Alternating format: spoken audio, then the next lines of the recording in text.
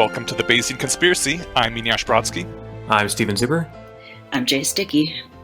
And we have two guests with us today. Would you like to introduce yourselves? Oliver first? Hello, I'm Oliver Habrica. Currently, I run the team behind LessWrong and LessWrong 2.0. And I'm Ben, and I also work at the LessWrong team. Oh, Ben Pace is my full name. Welcome, guys. And I recognize both your names, and I see your names often enough that I kind of think you guys were there from the 2007 beginning period, but then I also realize how long it's been, and maybe it's just been more activity lately. How long have you guys been at LessWrong? I think I discovered LessWrong when I was about 13, 14, which is now about 10 years ago. So I discovered it in about 2010, 2011. I think the sequences have been finished. I remember being very excited because Eliezer came back to write Highly Advanced Epistemology 101 for beginners, and I was there for the first time while it was being written. And then, I think I followed LessWrong. I initially found an introduction to intuitive explanation of Bayesian reasoning by Eliezer. A friend showed it at me at school, and then I think I just read the sequences into the night for months, just until 3 a.m. every morning, going, "Wow, this stuff's great." Mm-hmm. And then, I think I applied to go to CFAR when I was 16, and they were like, "Yeah, that sounds good." And then we couldn't organize it for 3 years, and then finally, when I was 18, I think I pretended to be ill for prom and graduation, so I could fly out to San Francisco to go to my CFAR workshop. That's classic. Priorities, I love it. Yeah. And then, I've just been sort of following the community and part of it since then. Awesome. I do want to, at some point, get someone from CFAR on here to talk about it. Did you find it to be a valuable experience? Oh, yeah. It was quite life-changing. I remember, I think it was just my first evening there. I had a conversation with someone where they were I'm trying to figure out what to do with my life, and I don't even know how to think about that. And they were like, "I think you should stay here in the Bay for another month." I was like, but I have a flight away on Tuesday after this workshop or something. And he said, "Have you asked yourself the question, if I made it my goal to stay here in the Bay for longer, could I achieve it?" And I said, "No, I have not asked myself this question." And then I stopped for about 2 minutes and I thought about it. And then I turned back and I said, I think I could achieve that goal. And then I did. And I think generally it was a great place for reflection on what I cared about and what my goals were, and how to act in the world. Ollie, how was it for you? Yeah, I guess let me briefly answer Eneasz's original question, which is just I've been also around since I think 2000. I've been around since I think the 60th chapter of HP Noir came out. I think that's when I got. So that must have been around 2011, 2012. That's my rough guess. Sounds right. So yeah, I'm sadly not one of the very old timers that has seen the original writing of the sequences, but been around for quite a while. It does seem harder for me to have noticed it even earlier. I think it was also 14, 15, or 16 around the time. And then for me the story, if I continue with Ben's trend of giving a quick rundown of kind of how I showed up here, I ended up kind of finishing I finished HP Noir, finished the sequences, and then I sent Miri at the time an email being like, "Hey, how can I help?" And then Miri was like, "Well, I don't know, you can read all of our papers that we've released." And then I responded and was like a week later, I had actually read a large fraction of the papers they sent me, which wasn't the LessWrong stuff, but the more technical stuff. And I didn't understand everything, but I understood a pretty decent fraction. And then I think Marla responded with I've told this to 20 people, but nobody had ever actually done this. I usually do this as a method of somehow Screening. Not having to answer all of these questions from other people. And then we talked a bit more back and forth, and then I ended up getting off an internship at Miri, I think a year later. And then I was living in Germany at the time, but then I flew over to the Bay, and then turned out I wasn't actually that useful for Miri, so I mostly ended up interning at CFAR. And so my first CFAR workshop was actually done while I was interning at CFAR, which was a very interesting experience. Oh, excellent. Are you still working with CFAR? So technically, LessWrong is part of CFAR. It's definitely fiscal sponsorship. We don't have any shared decision-making structure or anything like this, but we are directly below CFAR's office. We rent our office space from CFAR.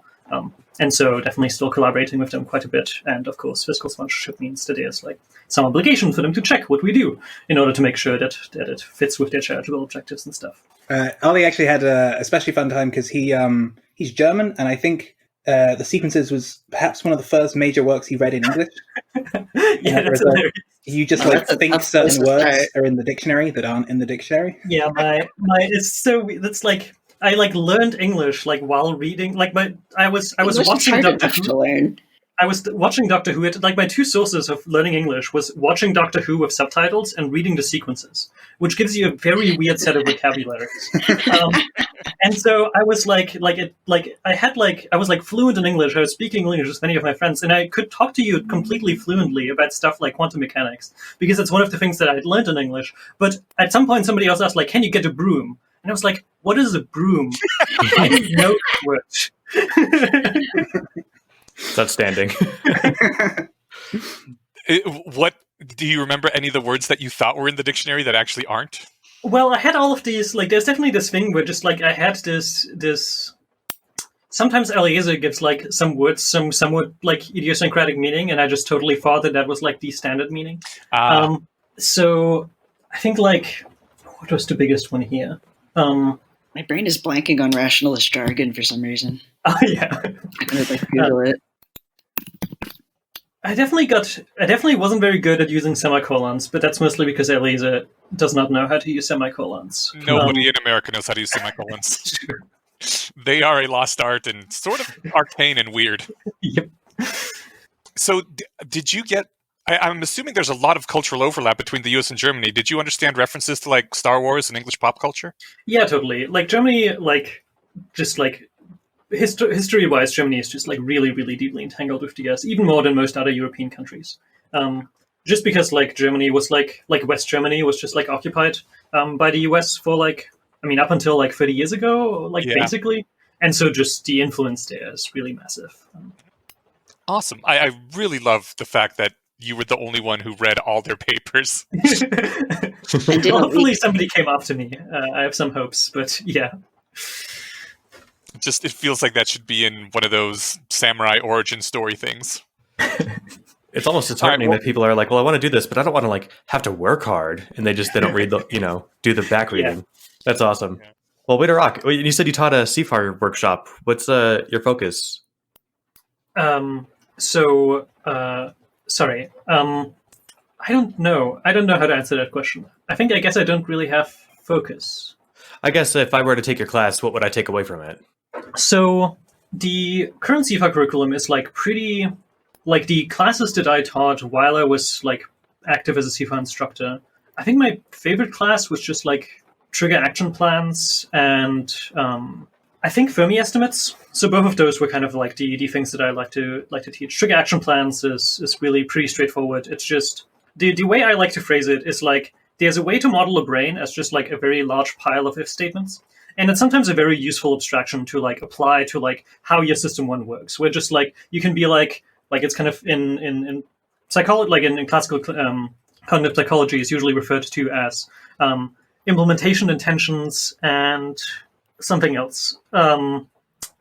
It's like the basic idea where like in order to like reliably build habits, the basic thing that you want to do is you want to like concretely visualize a very specific trigger in your life. Like when you want to reliably floss your teeth, so you want to make it so that like when you decide that you want to floss your teeth, you like very specifically and concretely visualize your bathroom and you visualize like the part of your bathroom where your floss is stored, and you want to be like, this is the trigger that I now visualize very concretely, and then I want to decide on a very, very precise, specific action that I want to take.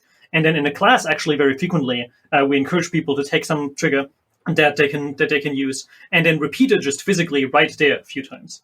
So you might go to the bathroom and literally just like stand in front of your mirror, open the drawer, and grab the floss, and then put it back, kind of in order to get that trigger right. And there's like the part that's kind of like more the self-helpy part where like, okay, cool, that's a neat trick that I can get you to learn habits. But the part that I really like about it was this feeling of, I think when I first learned about it, it was this first kind of universal, concrete, cognitive model of how a brain works. Where like, I didn't really ask myself the question of how brains work that much before I kind of like encountered that stuff. And very frequently when we teach it at CFA workshops, it's kind of like you can be like, well, here's one way to model your brain. It's not the ultimate way, it's not the only way, but you can model yourself as being a large pile of if statements. And that for the first time gives people something to like slot into their kind of section of the world of how brains work, and that then allows really interesting other conversations to happen. Would it be like, oh, I can now actually talk about like how people reason in general, and that opens up kind of everything up to the broader like art of rationality and like how does thinking work and why do I believe what I do believe. So that's kind of really why I like that class, because it combines this really, really practical benefit with this very universal lesson about rationality that I've seen have a really big effect on lots of people. That's awesome, man. I've never I've had this vague inclination, like, maybe one day I'll take a CFAR workshop. I don't know exactly what it was about what you said, but I've never been more strongly inclined to actually start looking into sessions. Maybe in the next couple of years when the plague is over. Yep. I would love to. That sounds awesome. Yeah, all I could think of is like, I want to subscribe to your newsletter. Well, I do run a newsletter. It's called LessWrong.com. Oh, great. You get curated emails 2 to 3 times a week of the best posts. Oh, I actually didn't know about that feature. Yep. Yeah, if you sign up, there's a small checkbox that says if you create an account, you can subscribe to curated emails. And that's actually how a pretty large fraction of people interface with LessWrong. Yeah, I think one of the things we've... that box? Huh. If you have an old account, we like didn't want to like suddenly take all the accounts from like there's like 50,000 accounts that were like registered before we created LessWrong 2.0, and I didn't want to suddenly start blasting all of them emails 3 times a week. That Valid. seemed But I think created emails are like part of our. I feel like I don't know if I'm using the term technically correctly, but something like positive selection feels like an important part of intellectual progress, where we're not just like weeding out the like bad posts, but we're like regularly saying this was great, well done, people should read this sort of stuff, and that's the wider audience. The Rationalist newsletter, right? It's just called that. On LessWrong, you can sign up for curated emails. I don't know that we have a thing called the Rationalist newsletter. Okay, maybe I'm thinking of something else. Someone else does the Rationalist newsletter. Okay, yeah, I think it might be Deluxe. Yeah, it might be Deluxe 917. But yeah, I think when we initially were getting started working on LessWrong, we did a bunch of user interviews with people. And they told us about like the first couple of times. I specifically recall Kai Satala, who's a great LessWronger and has written great sequences about psychology and emotions in the brain and multi-agent models of his own brain. I love their articles. And he gave a story about I think his first time he wrote a post on LessWrong. He's very nervous. He'd been reading for like a couple of years, and he just got a little comment from Eliezer going, "Hey, this was a great post. Promote it to me. Upvoted." And he was like, "Whoa. This was so much better than I expected." The response. I expected some sort of like critical explanation of like why I was mistaken. And so I think we took that to heart in a lot. We just like 3 times a week now we write on someone's post. This post was great. Let me tell you some reasons why. And then like mail it out to a couple of thousand people. So yeah, I think we generally and even over the years I've like updated more towards this model. I think there was a point I wrote a post about it I think 2 years ago, where Ollie and I looked into some of the scientific journals from like the 20s and 30s to try and figure out what they were doing. And specifically, I think we've looked over all the papers in the journal where Turing first published Turing computers and Turing machines, his paper, when he was, I think, just either an undergrad or a PhD. And also into a journal, I think Einstein was... my German came in handy during that time. Yeah, that Einstein was curating or something like this. And I remember being surprised, like I quite actively shocked that through the entire journal, through every page of every paper, there wasn't a single sentence of criticism. There wasn't this person's wrong and let me show you every single way in which they're wrong. They just were like, here are some papers I thought were good and I'm going to build on them. Or here are some other papers that I thought were good. At one point there was someone saying, I'm not going to take quite the same approach as this person. But it was primarily a method of like promoting the best ideas as opposed to like cutting down the worst or something like this. The pre-internet culture. Yeah. And so, yeah, we've done a lot on LessWrong, I think, of trying to like, and similarly with the book, which we'll discuss, is like trying to reward the best stuff as opposed to just like cut down the worst or something. Correct me if I'm wrong, but this is less than 5 years old, the LessWrong 2.0, right? Yeah, we are. I think I've now been working on it for 3.5 years, and I always forget. That seems about right. Okay, because I'm pretty darn sure it didn't exist yet when we first started Bayesian Conspiracy, and that's been almost 5 years now. So, yeah, when it first came online, I was like, this is awesome. I really hope it works out, but I don't want to get too excited right now. And I'm really happy that it did work out, because, lots of times things don't, and obviously it was in good hands. Yeah, I won a surprising number of bets at the time. Like, we definitely were like presented with a lot of criticism. I think I won like a $500 bet with Nate. CEO of Machine Intelligence Research Institute, who was just like, I mean, I think you're just obviously going to fail. And then he said he would publicly announce that I was right 1.5 years. Did you take a bet with Ryan Carey? I recall him predicting that we'd fail. Yeah, I remember Ryan Carey. I also had an informal bet with Critch. It's really. Has he already publicly announced that you were right? Yeah, I think he did on Facebook. What was the deciding factor in you winning that bet? Did you anchor on some metric, like number of posts, or? I think we had set up a system that was if it turns out to be disputed, we would ask, we had some third party agreed on. I don't remember who it was. But in the end, he just sent me a message and being like, "Yo, okay, seems like you're right." I love it. Yeah, on the Bayesian conspiracy Discord, we have a all bets bear witness channel, and half the fun of winning is that typically the loser has to declare, "Yep, this person was right." Nice. And so that's almost that's worth more than the $10 or whatever small amounts we tend to bet over. So yeah, I really love taking bets on major projects I'm working on or something. With the again, we'll get to I made some bets on the books. I'll tell you about them in a bit, but I won those. Well, we can move to the books whenever you guys are ready. Sure, always ready. It's not true. I'm definitely not always ready. But So, quick question: do we want to divert to the LessWrong post we normally do at the top, or since we're on a roll here, just keep going into the books? Actually, you make a good point. If we're going to get to them, we should probably knock them out near the beginning, huh? Yeah, let's do it. Yeah, I love the That's also two great posts. So. Yeah. All right. Well, we could start with Einstein's arrogance.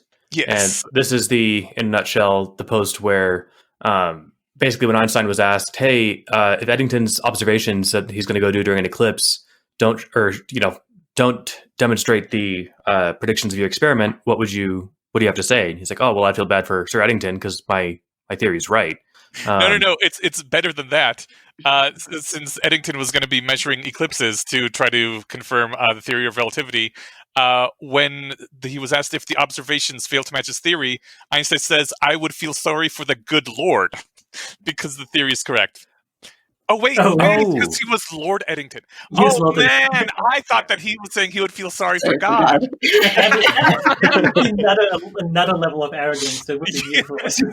Well, I feel sorry for God that he set up the wrong universe because my model is metaphysically correct. That's what I was thinking, that he was like, "I'm sorry God screwed up the eclipse, man." That's delightful. Yeah, that would be one more, another rung on the arrogance ladder. That said, he was right. So one Lord was wrong, at least one. But Lord Eddington wasn't trying to disprove him, but he was just trying to test it. So that's the question. Sorry, go ahead, Jace. I just was remembering, wasn't it Einstein that said God doesn't play dice? Yes. At least I remember it being attributed to him, even though I have to flag that whenever anything gets attributed to Einstein, I'm not supposed to. Oh, that's true. I know Stephen Hawking repeated that attribution in at least one of his books. So if Hawking believed it, then I I'll had take his to word for reread it. the original papers to be sure Einstein had even come up with relativity. So much gets attributed to this guy. He suddenly feels much less arrogant to me because, just disagreeing with somebody else's empirical data, maybe they wrote it down wrong, maybe their observations were incorrect. I thought when it says Einstein's arrogance at the top of the post, I was like, that is hubris, that is the sort of arrogance I was thinking. I want to add one other observation I see from the post, which is that the sentence is, "A journalist asked Einstein what he'd do." And I'm like, I can imagine, in fact, being slightly more arrogant than usual towards journalists. I don't know. They're often very critical. They just the journalist twisted the quote to make it sound more headliney. Yeah. I feel really sorry for Einstein if he had to deal with the level of press that, Yeah, my guess it was slightly less bad at the time. I don't know. They had yellow journalism back then, which that's true. I think that's basically the same thing we have nowadays, just with a different name. What was yellow journalism? It's the same thing where people greatly distorted the facts and would say things that were, in some cases, just blatantly untrue in order to push their own agendas. Scientists baffled. Interesting. Was Einstein wrong? Yeah. Still see that one all the time. Yeah, so moving through this one real quick, the gist is, so since he's not in fact saying that the Lord himself is wrong, he's challenging Lord Eddington, or he's challenging the possible outcome of the experiment failing to prove relativity, or to demonstrate it rather. So the question is, like, is he being super arrogant by saying that? And I guess in a sentence, to summarize, not really. Like, the fact that he had postulated the theory of general relativity at this point and demonstrated it mathematically, like, that is more than him just saying, that already has so much weight behind it than it does if it was just him guessing on a dice roll or something, right? Yeah, the amount of bits of evidence it required to pull these particular equations out of the space of all equations, there was an immense amount of evidence already pinning down what the possible outcomes could be. To have done this far, he must already have had, and given that he was correct, he must have already had an immense amount of evidence suggesting this thing. To the point where he felt confident that if someone said empirically it didn't come out, that they had messed up with their empirical tests. This post ties very well with the previous one, how much evidence is necessary, because that one specifically talked about bits of evidence, which we kind of skimmed over because it was more technical and we don't have, written format. But he does say that to assign a 50%, Eliezer in this case says, to assign a more than 50% probability to a correct candidate from a pool of more than 100 million possible hypotheses, you need at least 27 bits of evidence. And then says that just coming up with what was it? If you would, how likely is it that Einstein would have exactly enough observational evidence to raise general relativity to the level of his attention, but only justify 55% probability? And it was like 27.3 bits. And he was like, how likely is it that he had 27.3 bits of information rather than 28 or 29? He was probably pretty damn sure that it was true from all the info that he did have. Anyone else have anything on this one? I have one unrelated thing, but I do want to. I wonder if Ollie wants to say anything. We were chatting a bit about Einstein's general reasoning methods being also kind of surprising at the time. Like, it was somewhat controversial the way he came to his physical theories. It wasn't like each step of it was pinned down by evidence. He did a lot of sort of reasoning from his intuition and building up sort of mental models, which was also kind of interesting. As I think that was sort of controversial at the time as a way of doing physics. Yeah, there's just, I guess there's two interesting directions that I can imagine going with this post. One of is the question of, okay, but why does traditional rationality, as Eliezer calls it, or just traditional science, have this norm of that kind of being bad form? And number two is I think it's very interesting to think about what kind of mind Einstein had that caused him to be arrogant in this way, if we want to call it arrogance. I generally of course, Einstein as the discoverer of two biggest paradigm shifts in physics of the last century. Is I always find him a very, very central data point in when I'm trying to figure out how good reasoning is supposed to work, which I guess is a bit, of course, everyone tries to do that, but I still find it very interesting. I've had a book since I was a teenager that my sister got me, and I haven't actually read it, but it's downstairs, called How to Think Like Einstein. Nice. So you've reminded me that that book exists. I will read that and get back to you if I actually learn how to think like Einstein. Great. I think this post is a very interesting contrast between how humans think and how perfect Bayesian reasoners think. And I think Eliezer actually had a point to doing that. I don't know, maybe I'm wrong, but he does point out in this that if you have enough evidence to find this hypothesis in hypothesis space, that you need a huge amount, like he said, 27 bits. From a Bayesian perspective, you need an amount of evidence roughly equivalent to the complexity of the hypothesis just to locate the hypothesis in theory space.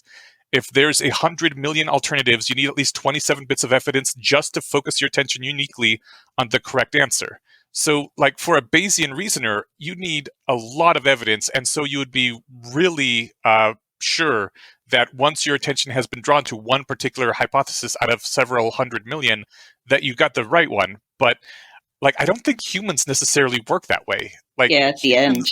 Yeah, since the human brain's not a perfectly efficient processor of information, Einstein probably had overwhelmingly more evidence than would in principle be required for a perfect Bayesian to assign massive confidence to general relativity. And he just didn't even use a number there. So just a lot. He does say that. I'm not sure. I don't know, because I think humans cut out a lot of steps and will give probabilities too high of a weight if they, if it is convenient for them. And I don't think any human would really consider 100 million possible hypotheses. They already start with a vastly curtailed hypothesis space. So I don't think a human I think an average need as human, yeah. much. But this is Einstein. He might have had a real lot of evidence. For allowed to put anybody on a pedestal, it's Einstein. I mean, I think the key difference that kind of comes through in the post is that it just matters really drastically. Like, your perspective really matters a lot. Like, I don't think it is bad for someone to ask Einstein to provide more evidence if they are not convinced. Because, of course, like, they don't have those bits of evidence. And I think there's kind of this, I find this part of, when I think about how science works, I find it very interesting that, like, in particular in substantial parts of modern science, it's like very hard to have your internal credences diverge very much from what you think your public credences are. Where, like, it's very hard to be like, I am 99.99% certain of this, but, like, I think you should only be 30% certain on this. This is, like, a very, like, complicated mental operation and, like, verbally very hard to get around, where usually, like, when I say that, like, this is 99% likely, I'm kind of asserting that you are also supposed to believe it is 99% likely. And, like, then if the other person is like, what? I don't think it's 99% likely. We don't actually have a lot of, like, very elegant scripts to be like, oh, I think I have the relevant evidence even though you do not.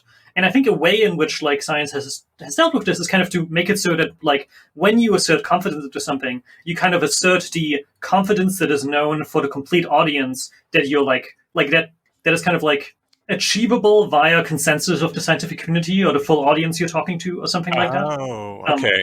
So when you say that something's 99% likely, I think what it usually gets translated to is we have a set of evidence that we can all agree on that, like, makes this hypothesis 99% likely, which is, of course, a drastically different statement than saying, I think I have evidence that makes this 99% likely. And I've recently been thinking about this where I was just walking home yesterday and I was mentally, I don't remember how I got into that, but I was mentally analyzing my internal affect for how I would react to a bunch of sentences prefixed with I think versus not I think, and how drastically those changed my my affect towards them.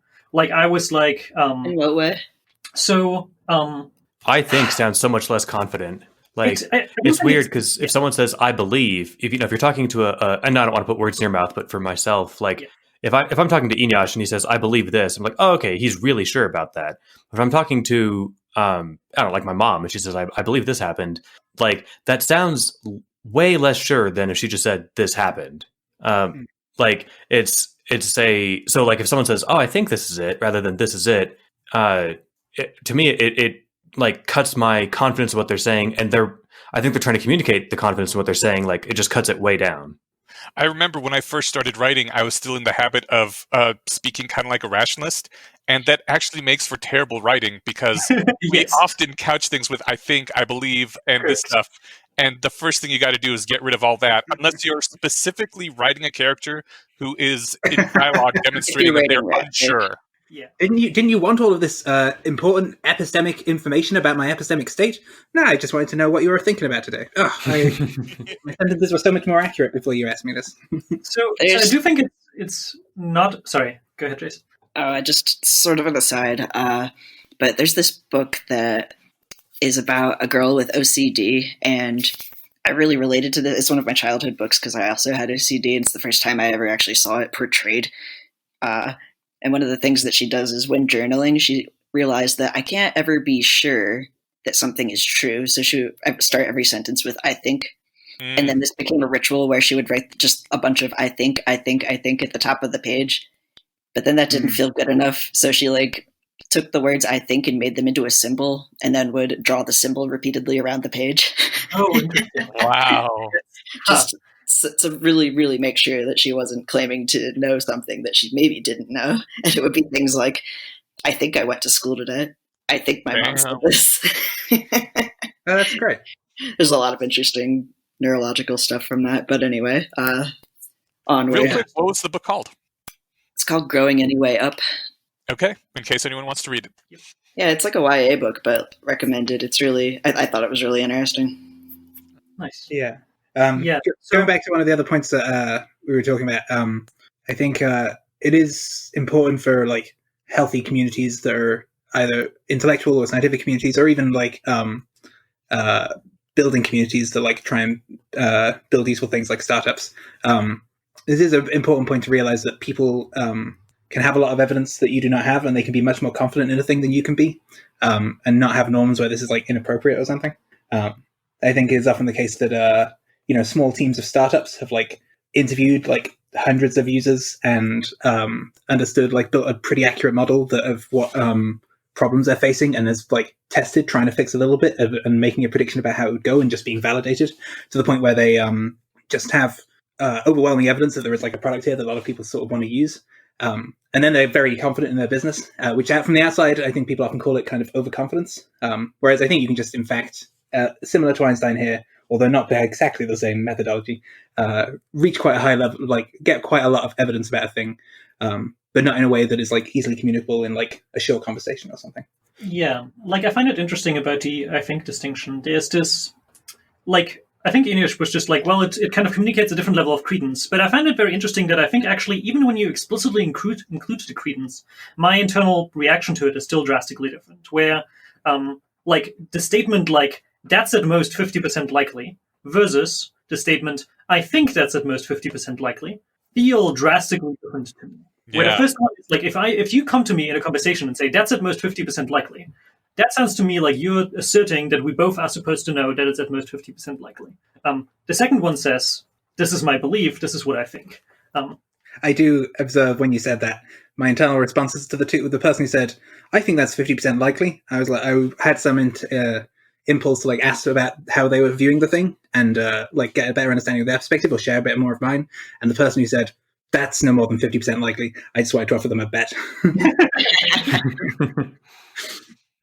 I can't help but, well, I was going to digress a bit with the annoyance of trying to get some people to agree to bets, but I find that people who aren't raised or who aren't raised necessarily, but who haven't adopted the like mentality of sticking your neck out to defend a belief, if you offer them, like, I'll just give the brief story. My manager was, for some reason, brought it up like twice in a week. He wanted to say like there might be some legitimacy to the false election claims going on, and we should really just sit and none of us have all the evidence. I think it's putting words, paraphrasing. I think it's epistemically humble of us to just kind of wait for the information to come in.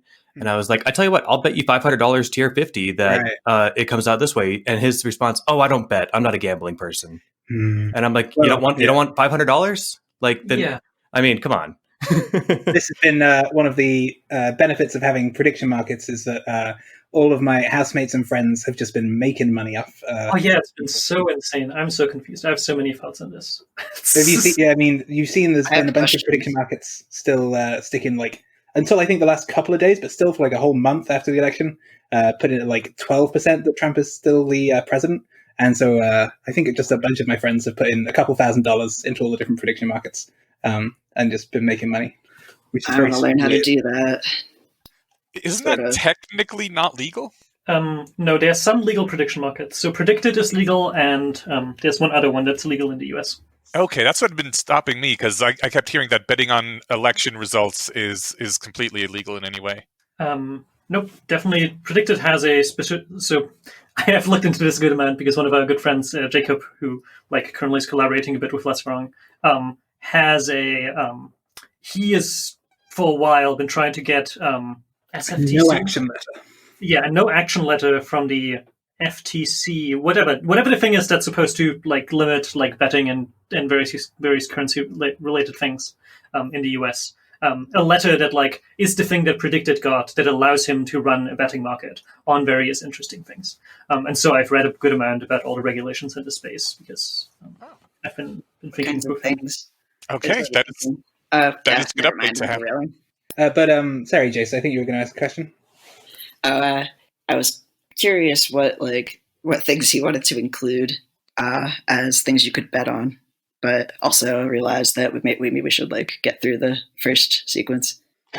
Fair enough. I'll hold this up for one more second. What was the name of that website? You said Predicted? Predicted, yes. Predict It. Oh, Predict It. Gotcha. Exactly. All right. Well, I need to start making some money, so I'm going to bookmark that for now. Can I hit one last thing on this post before we move on? No, of course. That was not an answer I was expecting. It reminds me of the time we met with Robin Hansen. Remember, he came out to dinner, and like the third time I started a topic with him. Hey, can I ask you something? He was like, "You can stop asking me that because you always can. That's why I'm here." Like he said it really nice, but I was like, "Oh man." Yeah, it was a verbal tick of mine when it's like someone I really respect. I'm like, "Oh, I don't want to use your time. Can I ask you this thing?" But no, the thing is, there's a post later on which always never quite sat right with me, where Eliezer says that a very powerful true Bayesian predictor could come up with the theory of relativity watching just 3 frames of a video of, I believe, a water droplet falling on and bending a blade of grass. And he said if it was powerful enough, it might be able to do it with just 2 frames. And like that always seemed really ridiculous to me, but reading this, especially at the end, when he says that since the human brain is not a perfectly efficient processor, Einstein probably had overwhelmingly more evidence than he would need in principle. Like maybe, the more I think about it, the more like maybe in 3 frames of video, you can get 27 bits of information. And if you were a obscenely powerful Bayesian predictor processor, maybe you could get general relativity out of that. And that's what he was setting up with this post on Einstein's arrogance. Yeah, that thought experiment is one that I've actually been thinking about for like basically the last decade, just like at least once a month or so. It's been like one of the big ones. And I've had so many disagreements with lots of people I respect on it who think that the number is much, much, much higher. And even like I think I had at one point a disagreement with Luke Milhauser, where he thought that it was pretty likely that maybe not a perfect Bayesian predictor, but at least anything we're going to get in the form of AGI or something to that, still probably will have to run experiments in order to like figure out the right like model, like at least extending beyond relativity or something. And I still think that's wrong, but it's like definitely I've talked to many people I respect who disagree with kind of that 3 frame number, at least in the AGI case, quite a bit. It feels absurdly low to me, but I am no longer at the point where I think it's obviously wrong. Like it could maybe be possible. It reminds me of, I think the guy's name is Douglas Hubbard, who wrote How to Measure Anything, which is a cool book I read as a teenager. And it's there's one example in that which always stood out to me, which was people often talk about how you need more data and lots of data before you can like feel very confident about a hypothesis. And he was sort of counterintuitively making the claim that like the first data point is most of the information you need. And his example was about guessing the weight of jelly babies. And if you went to someone like me, for example, what are jelly babies? Oh, sorry, jelly beans. I can't remember. Babies. I'm really reminded of Free Worlds Collide. Oh God, it's like a jelly embryo. Really, it's a baby at 4 days of gestation. Do you guys not have jelly babies? Is it just a British thing? Well, they look more like beans than babies to us, or to me anyway. Oh no, you make them little bears or something. Anyway, we have gummy bears. Okay, well, ours are they actually I'm not shape going like into the exact terminology of the sweet. I really want to go to Britain and just see people eating jelly embryos. Oh God.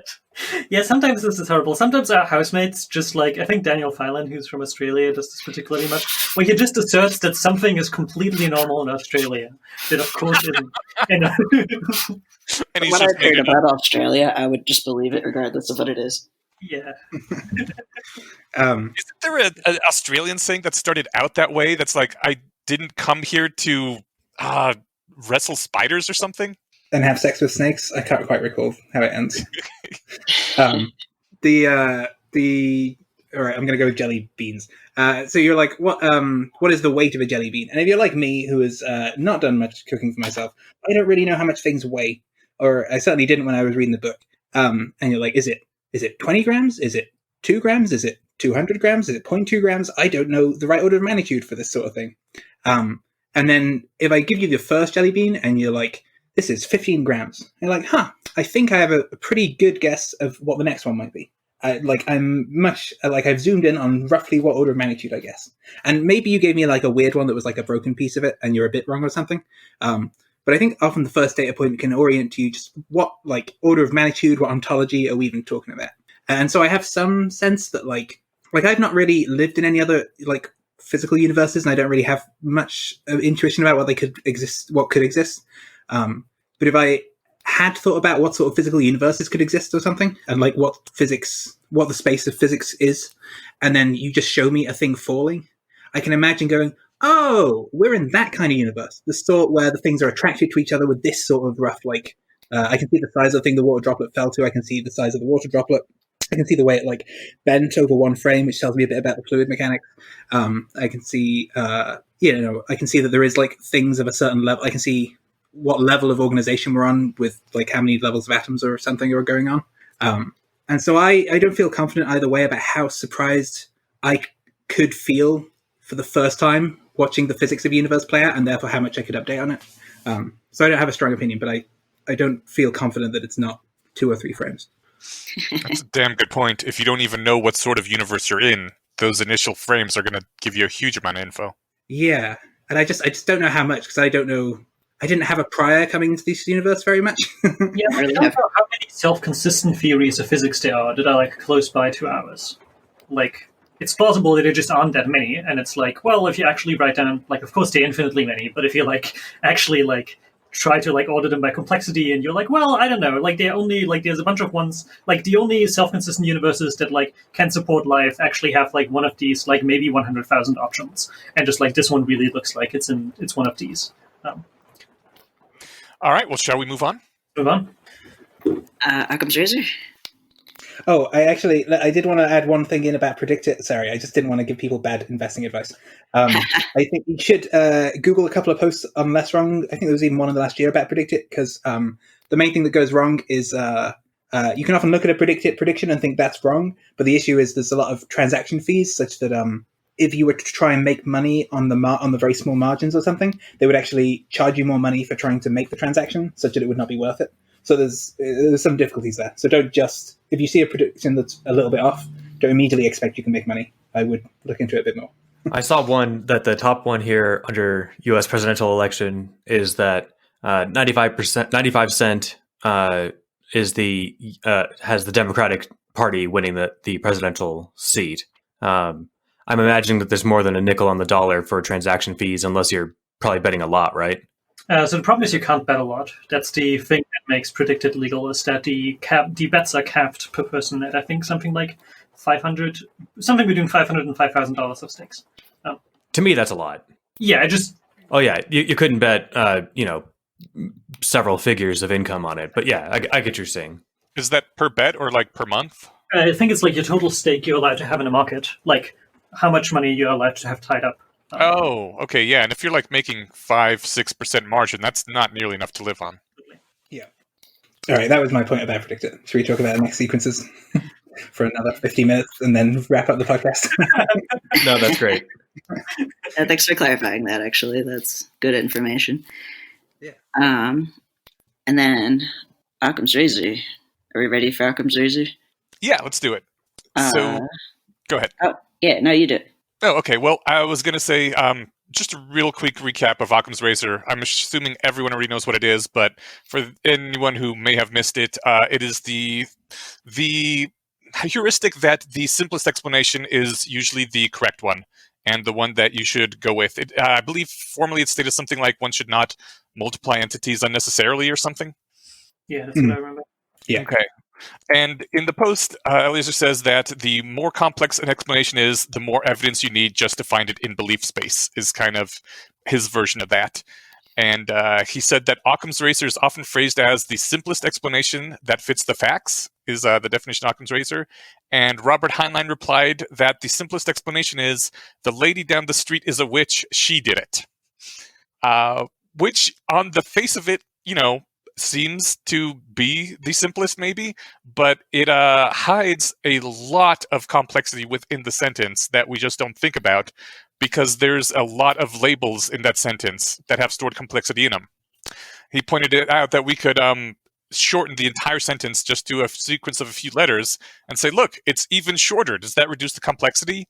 And no, it doesn't, because the audience already has to know what those few letters stand for.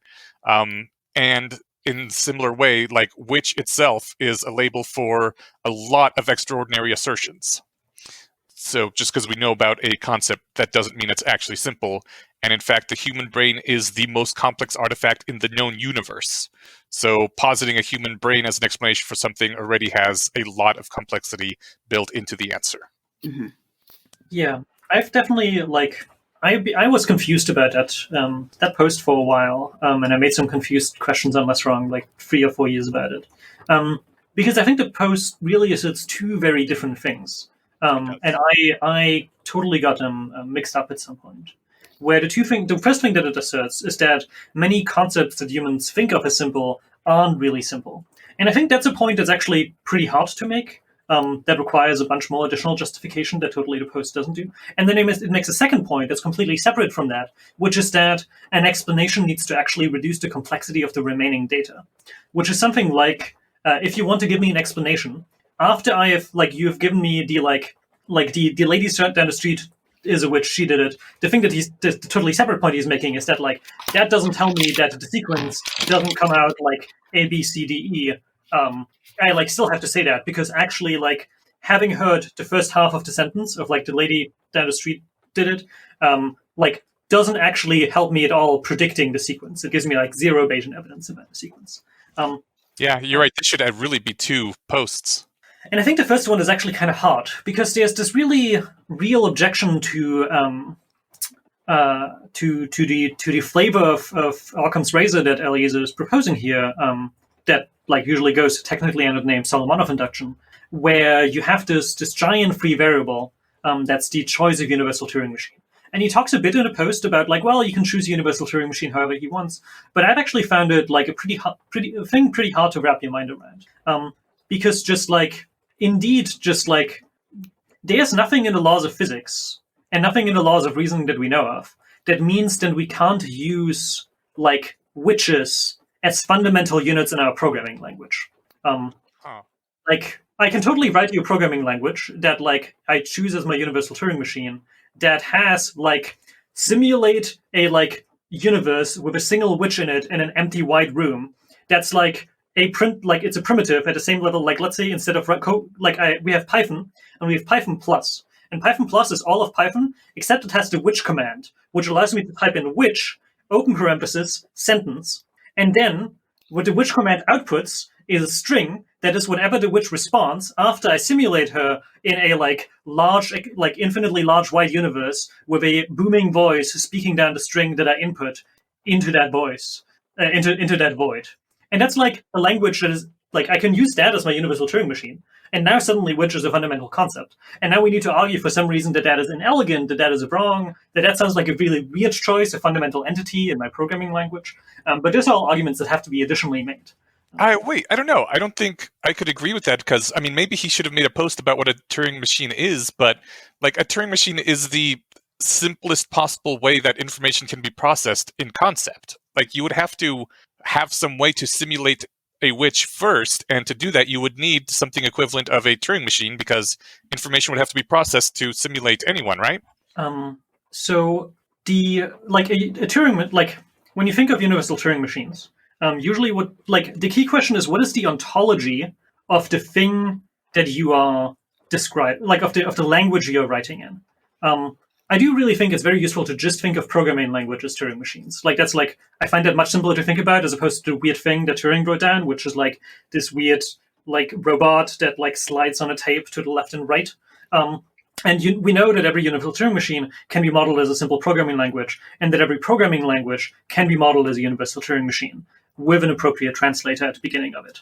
But a Turing machine at its simplest is just a way of storing information and then doing things to that operation, doing operations to that information to change it into a different type of information. Correct. You can't really have any simpler form of information processing, right? I think that seems right. Correct. I think, by the way, I am totally confused about it. I was Occam's razor. I notice I feel really philosophically confused about it. And then we talked about it for 5 minutes, and I feel basically as bad. Certainly, I think with a Turing machine, you can in principle run, I think, the very costly computation that Ollie was describing, where you could, with enough space, you could simulate or emulate or compute what would happen you like specify the physics and you specify that there is like a witch in this void, and then you like output some translation from whatever the like physical vibrations are in the universe to a set of ones and zeros, and have that be a part of the output of the Turing machine. Oh, absolutely.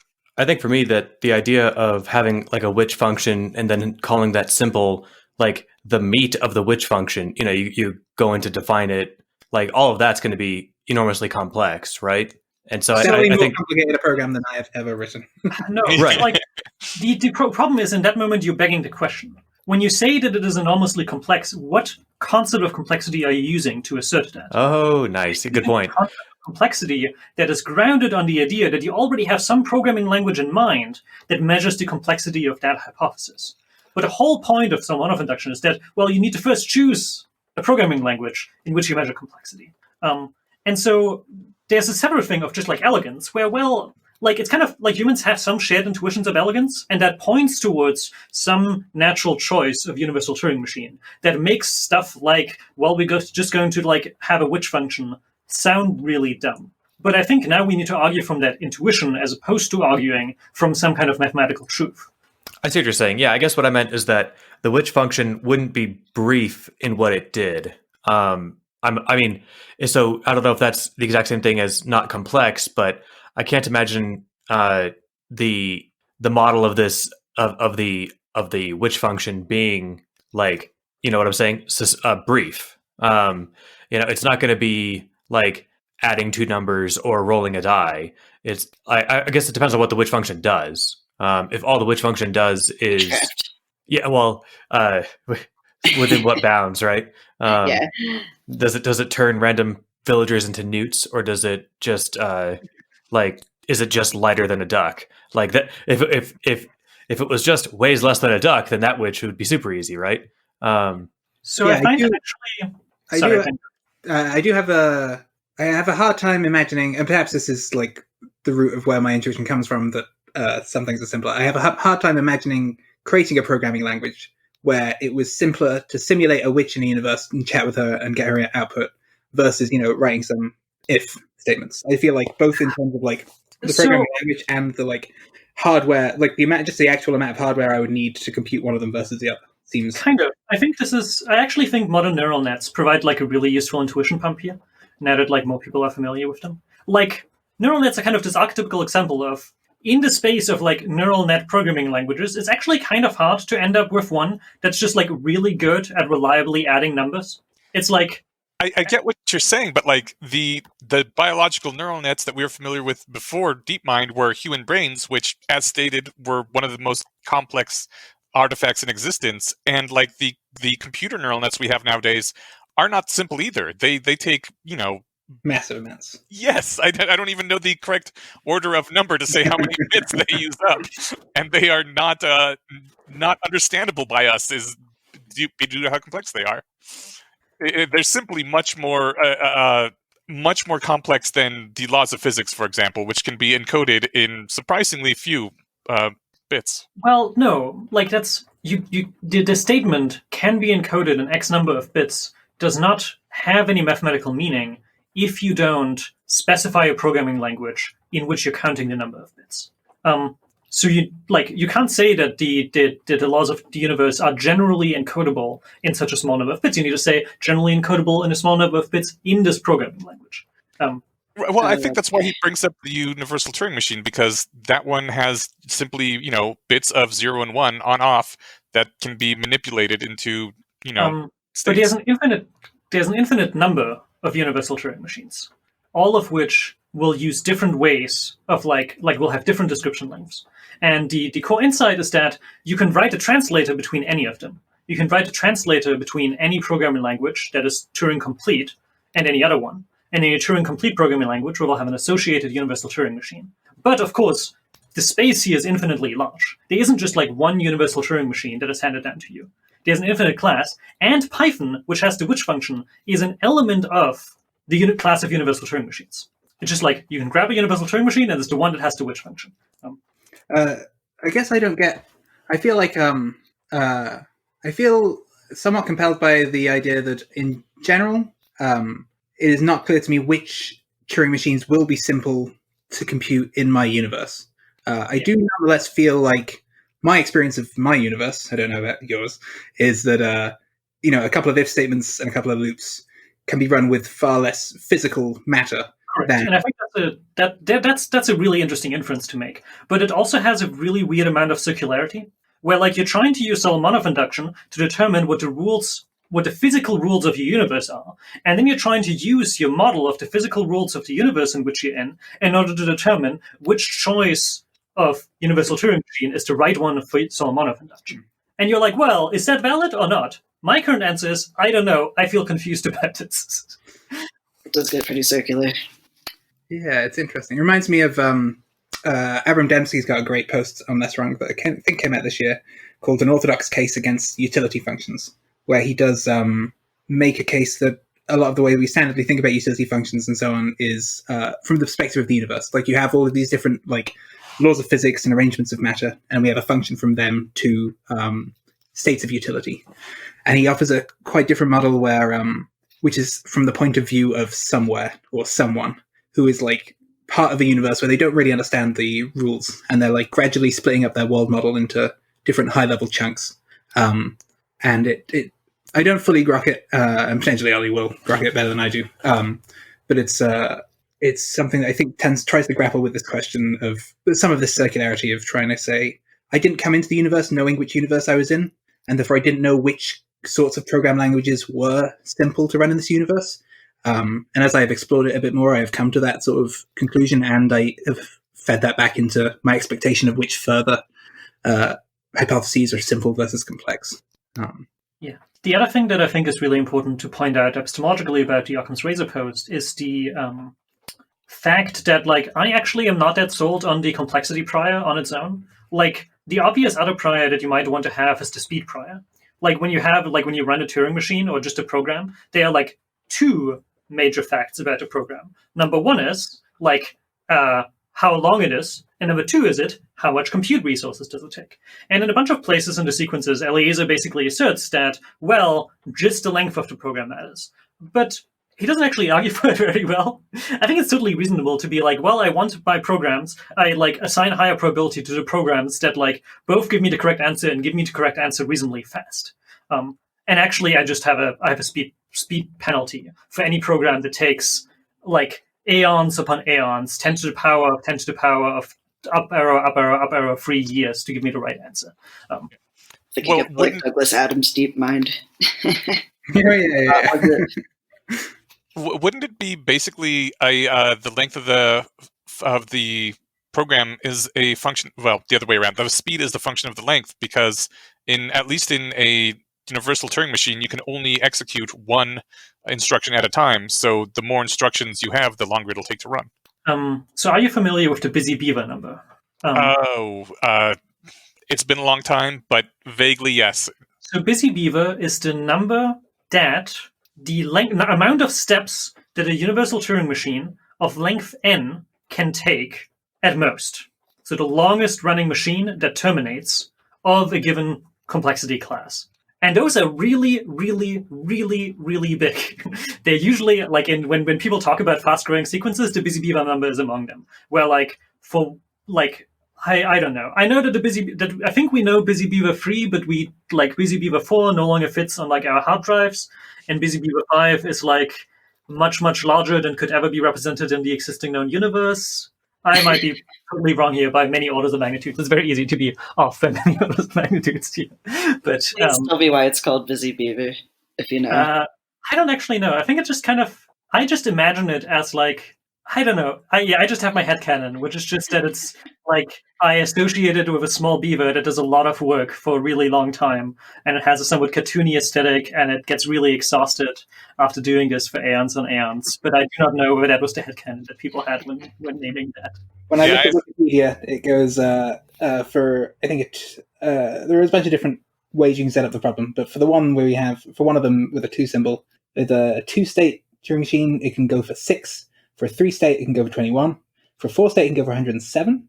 For a 5-state, it can go for 47,176,870. For a 6-state, it goes for 7.4 times 10 to the power of 36,534. Oh, and Jesus. then the 7-state goes, the 7th state goes for 10 to the 10 to the 10 to the 10 to the 18,705,353. And then at which point Wikipedia gives up. Can I just say a random silly thing about the speed prior? Sure. Daniel Phelan, who is surprisingly now a housemate of mine. Well, I guess you maybe shouldn't be surprised. It's only of the last month. When I was at Oxford doing my undergrad in my first year, he came and he was looking for a place to stay, and I gave him a space in my room for free for a month while he was visiting FHI. And he had a poster created and mailed to him in one of those tubes, for a presentation, because he'd just done some work on the speed prior. And I think it arrived a couple months ago. He just never arrived to him, and it's been 4 years. And then I recently got an email saying some posters arrived for you. Wow. So anyway, his paper on the speed prior was the slowest piece of mail that he has ever received. Order it from? I do not. I guess overseas, or to just. I guess maybe we should make updates about academia's speed or something. So I have a question about this. I didn't find it controversial that laws of physics are easier to model on a computer than a human mind, and so I found that part relatively I skimmed past it. I was had a much harder time figuring out the last part of this post, which seems to be the opposite for you guys, and maybe you can help me with it. It says near the end here that if someone says the lady down the street is a witch, she made the sequence come out 0101010101. Your accusation of witchcraft wouldn't let you shorten the rest of the message. You would still have to describe in full detail the data that the witchery caused. So even after you say witch, since you still have to describe the detail and full data, you have not compressed the total length of the message describing your observations by transmitting the message about witchcraft. You've simply added a useless prologue, increasing the total length. The real sneakiness was concealed in the word it. A witch did it. A witch did what? My question is, what does this mean exactly? Why is the compression of the total length important? So I like going back to so we had a question of I show you 3 images and you're trying to derive what the laws of physics are. And there's a question of, and he said this thing of you need 27 bits of evidence in order to hone it down from a set of 100 million candidates. But what does it mean for an image to have 27 bits of evidence? It obviously has many more. An image, usually if it's 1,000 by 1,000, will have at least 100. Well, I know at least 1 million, and probably at least 3 million because of color information and various stuff like this, and probably also gradients and stuff like this. So the way I would imagine it is when you look at the first 10 pixels of the image, how good are you at how much better are you at predicting the rest of the image, or more concretely the world, the laws of physics that you're trying to predict? And you can check, and then after looking at the first 10 bits, you can ask yourself what information content did that have? How many hypotheses did those rule out? So similar for the witch one, you can look at the first 4 words and say the lady down the street is a witch, she did it. And you can ask yourself, okay, after I heard those sentences, how good am I as a perfect Bayesian predictor at determining what the correct sequence is that I'm trying to predict? And you hear those words and you're well, none. Yeah. I do not actually know. This has given me indeed 0 information about it. But if you change it and say the sequence was X, the lady down the street is a witch, she did it, and you ask yourself, okay, I first read the first the first 10 characters of the sentence. How good am I at predicting the sequence? And you're well, I have the sequence. That's it. I'm there. And then I give you more words, and you're well, okay, that clearly means that those words must be duplicates. They can't give me more information about the hypothesis earlier. And if someone gave you just the sequence, you couldn't derive the lady down the street is a witch and she did it from that sequence. Yeah. Even though that's not a necessary requirement, you might have the parts of your hypothesis don't necessarily need to be correlated to each other. You could, but that's also I do think that if it is usually the case that for good explanations, part of them will allow you to explain other parts of the explanations. But I think that has more to do with explanations than perfect Bayesian predictiveness. I guess I think I don't. That's if I can maybe speak a little bit more practically to my experience or something. I think often a good explanation helps me often I think what I implicitly mean by a good explanation is something I can think about, I can use to think about a phenomenon without using up all of my working memory slots or something. If you, this is a very human answer or something, but I can imagine like trying to get through a maze, and you could be like, you need to go left, left, right, right, right, left, right. And I'm like, okay, I'm not thinking about anything else for the next 10 minutes while I follow those sequence of instructions. But then if you give me just always, use the left-hand rule, and you'll be able to like get out, which admittedly I think would be left, left, left. I'm not quite sure what it looks like, but I think that could like help me think of it in a much simpler way, whilst then being able to like think about other things at the same time. I like that example. Yeah, It's I guess. Thanks. I guess it's not a. Sorry, go for it. No, I was just saying I might steal that example at some point. Yeah, I think often good math research often looks like this, where they're like, oh yeah, we had this real complex model, but I've just like turned it into a like. I think when like first time you try and understand something in linear algebra or something, you like if I wrote it down in words or something, it would take me pages and pages and pages. And then you can just get it down to a point when if you have the right concepts, you just write like 3 lines or something, and you're like, oh yeah, I roughly get how the system works, and I can like manipulate these sort of symbols and these sorts of ideas with some others. I don't know, Ollie, do you have a better practical example? I feel like mine were either too abstract or... It kind of explains the programming language thing too. Yeah.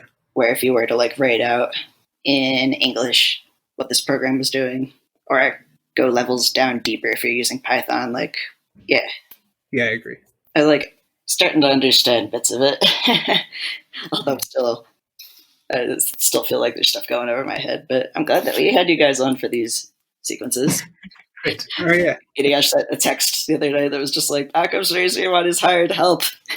It's like, oh, how hard could it be? I remember reading this and I like opened it and I was just like, oh yeah, that one. I got nothing.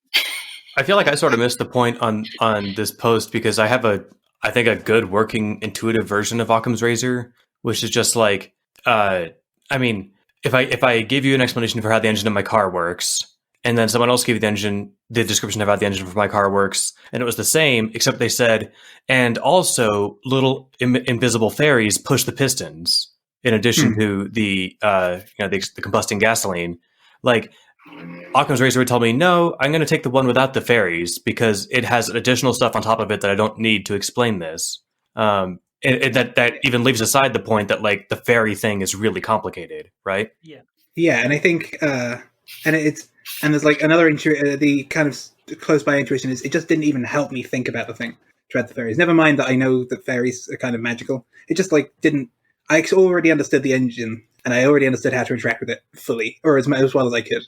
And you like didn't help me by adding this extra thing to what I had to think about.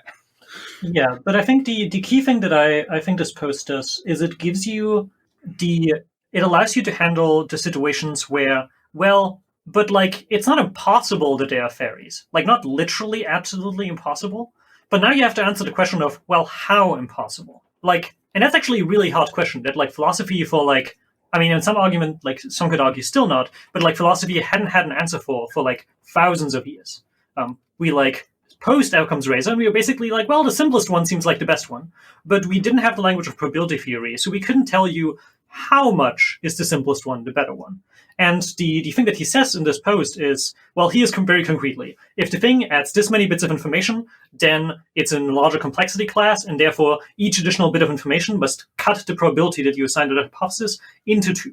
And it's a very precise answer, and that's very nice. And because fairies is a very complicated additional piece of data that makes the probability much, much, much lower. But if somebody were to give you a very slightly different explanation of an engine that maybe only is 1 or 2 bits longer, then you still have to assign substantial probability mass to that being right if it fits all the facts as well. Okay, yeah, fair enough. I like that because you're right. I think I chose a too out there example of the fairies, but I could imagine it's really satisfying to combine those two things. Where, like, I think of great explanations as usually being like 2 separate phenomena, and now we have this thing where, like, oh, I have this example that makes it so, like, if I posit a fairy thing, it seems like that sounds really dumb. But if I posit a thing where somebody gives a separate explanation that's just a bit more complicated, it doesn't sound that dumb. And now we have a single formalism that explains why the slightly different explanation still has some probability mass, whereas the fairies has basically no probability mass. Because we kind of know that there's an exponential relationship between the number of additional bits and the probability penalty it needs to get. And that's like a really powerful intuition that I really like, because it takes these kind of two phenomena that didn't exactly know how they were related and combines them into one really elegant explanation. I love it. Yeah, no, that's a really nice way of putting it. Yay. I was going to segue us straight into, that's kind of like, for me, Occam's Razor 2.0. Speaking of 2.0s, let's talk about LessWrong 2.0. But we've got to you've been say, at this game a long time. We do have to quickly say what post we're reading next time, though. Exactly. That's why it wasn't a good time to drop it. We've got to say what we're reading next. Real quick, did anyone have last words before we move on? Nah, I'm good. Okay, then for next time, the post we're going to be reading is How to Convince Me That 2 + 2 = 3. Ooh. And the bottom line. That's such a great setup for next week, because anyone who's not read that is going to feel a bit shocked. It reminds me of this is a bit of a tangent, but Nick Bostrom once went on the Sam Harris podcast, and Sam Harris went through Nick Bostrom. They went through 3 papers by him, and there's such bizarre concepts and ideas in his papers. And I remember the first paper was it wasn't the Great Filter. I think his first paper was about the vulnerable world hypothesis, where he talked about the potential need for certain amounts of global coordination. And it got Sam Harris to say the sentence, if China or North Korea or a global dictatorship came down the next day, it's interesting now that amongst all the terror and horror, I would now, after reading your paper, see a silver lining to this, Nick Bostrom, which I was just imagining Sam Harris's readers going, what the heck did he just say? And then his next paper was on the simulation argument, which was had Sam Harris assigning actual probabilities or something to the possibility that we're in a simulation with an external power that's playing the game or something. And then he finally turned to Bostrom's third paper, which is a Great Filter paper. And he said, and so your next paper is about aliens. And I just imagined the audience going, I don't think I'm ready to hear what Sam Harris is about to say about aliens. So similarly, I just had the same feeling when you were like, next week, we're asking how you can convince me that 2 + 2 = 3. And I was like, I don't want to know. I'm scared. Brain damage, that's out. Well, no, there's a much better case than brain damage. But we should use Stephen's segue now to talk about more LessWrong posts, but of a different variety. That's right. So we talked a little bit earlier about LessWrong 2.0, and I remember getting the email and checking out the site when it first came out. I guess at the top level, what separates LessWrong, or is it separate? What is the difference between LessWrong 2.0 and 1.0? And let's start there. Yeah, I mean, the big thing is really just kind of when you look at the history of LessWrong, kind of Eliezer started writing an Overcoming Bias. He then moved to LessWrong. He created kind of a whole community on there. But then sometime around 2012, 2013, he kind of disengaged, and a bunch of other people kind of started interfacing substantially less with LessWrong. And I think pretty visibly over the years 2014, 15, and 16, things kind of declined, even just in very boring and obvious ways. We just had a lot of spammers. At some point, we had to turn off downvoting because we had someone who was downvoting everyone, but we couldn't ban them because Reddit, the thing was forked off of Reddit, and the moderation tools weren't good enough. And so it kind of had all of these problems. And at some point, me and Matthew Graves Vanover on LessWrong kind of sat down and were like, well, we should fix this. And he was officially declared benevolent dictator of LessWrong for life by Eliezer and a few other people. So he kind of felt like it was his job to fix it. So we sat down together and decided on a plan. And I had run a small web design and web development company in Germany before and had studied computer science at UC Berkeley. And so I seemed like I hadn't that much experience with building things like LessWrong, but I also was another horrible programmer. And so we just decided to kind of restart everything from scratch in terms of code and in terms of the underlying architecture, and really build it into a site that felt to me would both enable to revive LessWrong in terms of activity and trust in the system and the people being active there, and technologically just make it so that, it didn't completely break on mobile devices, which was a bit sad for a few years because the whole website was built for mobile was even a thing. It looks so much more sleek and modern. It had that nice minimalist design. I got really excited when I saw it. Like even before anything was really working, and it was just sort of the like landing page with some text, and I was just like, yes. Graphics. Yeah, the UX on it is nice. It's pleasant to navigate, pleasant to look at, which shouldn't be a huge filter to keep people away, but when it doesn't hurt to use, that's a big perk. It makes it pleasant to use. It makes you like you kind of breathe this like a sigh of fresh air. Totally. After coming off of BuzzFeed or wherever else. It's just like oh man, clean and minimalist, and you can see where all the things are and what they do, and it's like I want to hang out here. Oh, thanks. That's very nice of you to say. So this is just completely random, but where did you get that picture for the new LessWrong, and what is it exactly? Is that a river? Yeah. So I think I discovered it on probably Hacker News like many years earlier. It's a map of the Mississippi River that was created in the 1930s. Yeah, 1940s. By Harold Fisker. And he was just like a purveyor, like he was like surveyed the land for the US military at the time. But the really interesting thing about it that I like about it is that it's not just a map of the Mississippi River, but it's a map of the Mississippi River at different points in time. So it's like a map that like changes with the territory, or it reflects the changing territory in this really interesting way, where actually each one of the lines is the Mississippi River at different points in time. And I kind of really liked it as kind of a central metaphor for, the whole map and territory metaphor was always really core to LessWrong. But I also really liked it as like a map that goes beyond just like being this static thing that tries to capture the territory at one point. It tries to display how the territory changed at other points. And I felt like it really highlighted and added some additional dimension to like the whole metaphor of the map and territory to LessWrong. That like made me more excited to include it as like one of the central branding elements.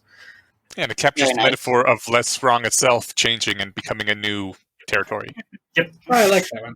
Yeah, the rivers are changing between 1765 and 1944, which is quite a lot of time for a river. And most of the parts of it we've used are parts where it's like overlapping and looks kind of somewhat artistic. I will warn you, the map is much, much longer and gets very Lovecraftian. Just like to a level where we just cannot use it. Yeah, well, that seems fair, actually. Will it damage my sanity to look at the full map? Well, it does kind of attack the impermanent, like the concept of the permanence of rivers.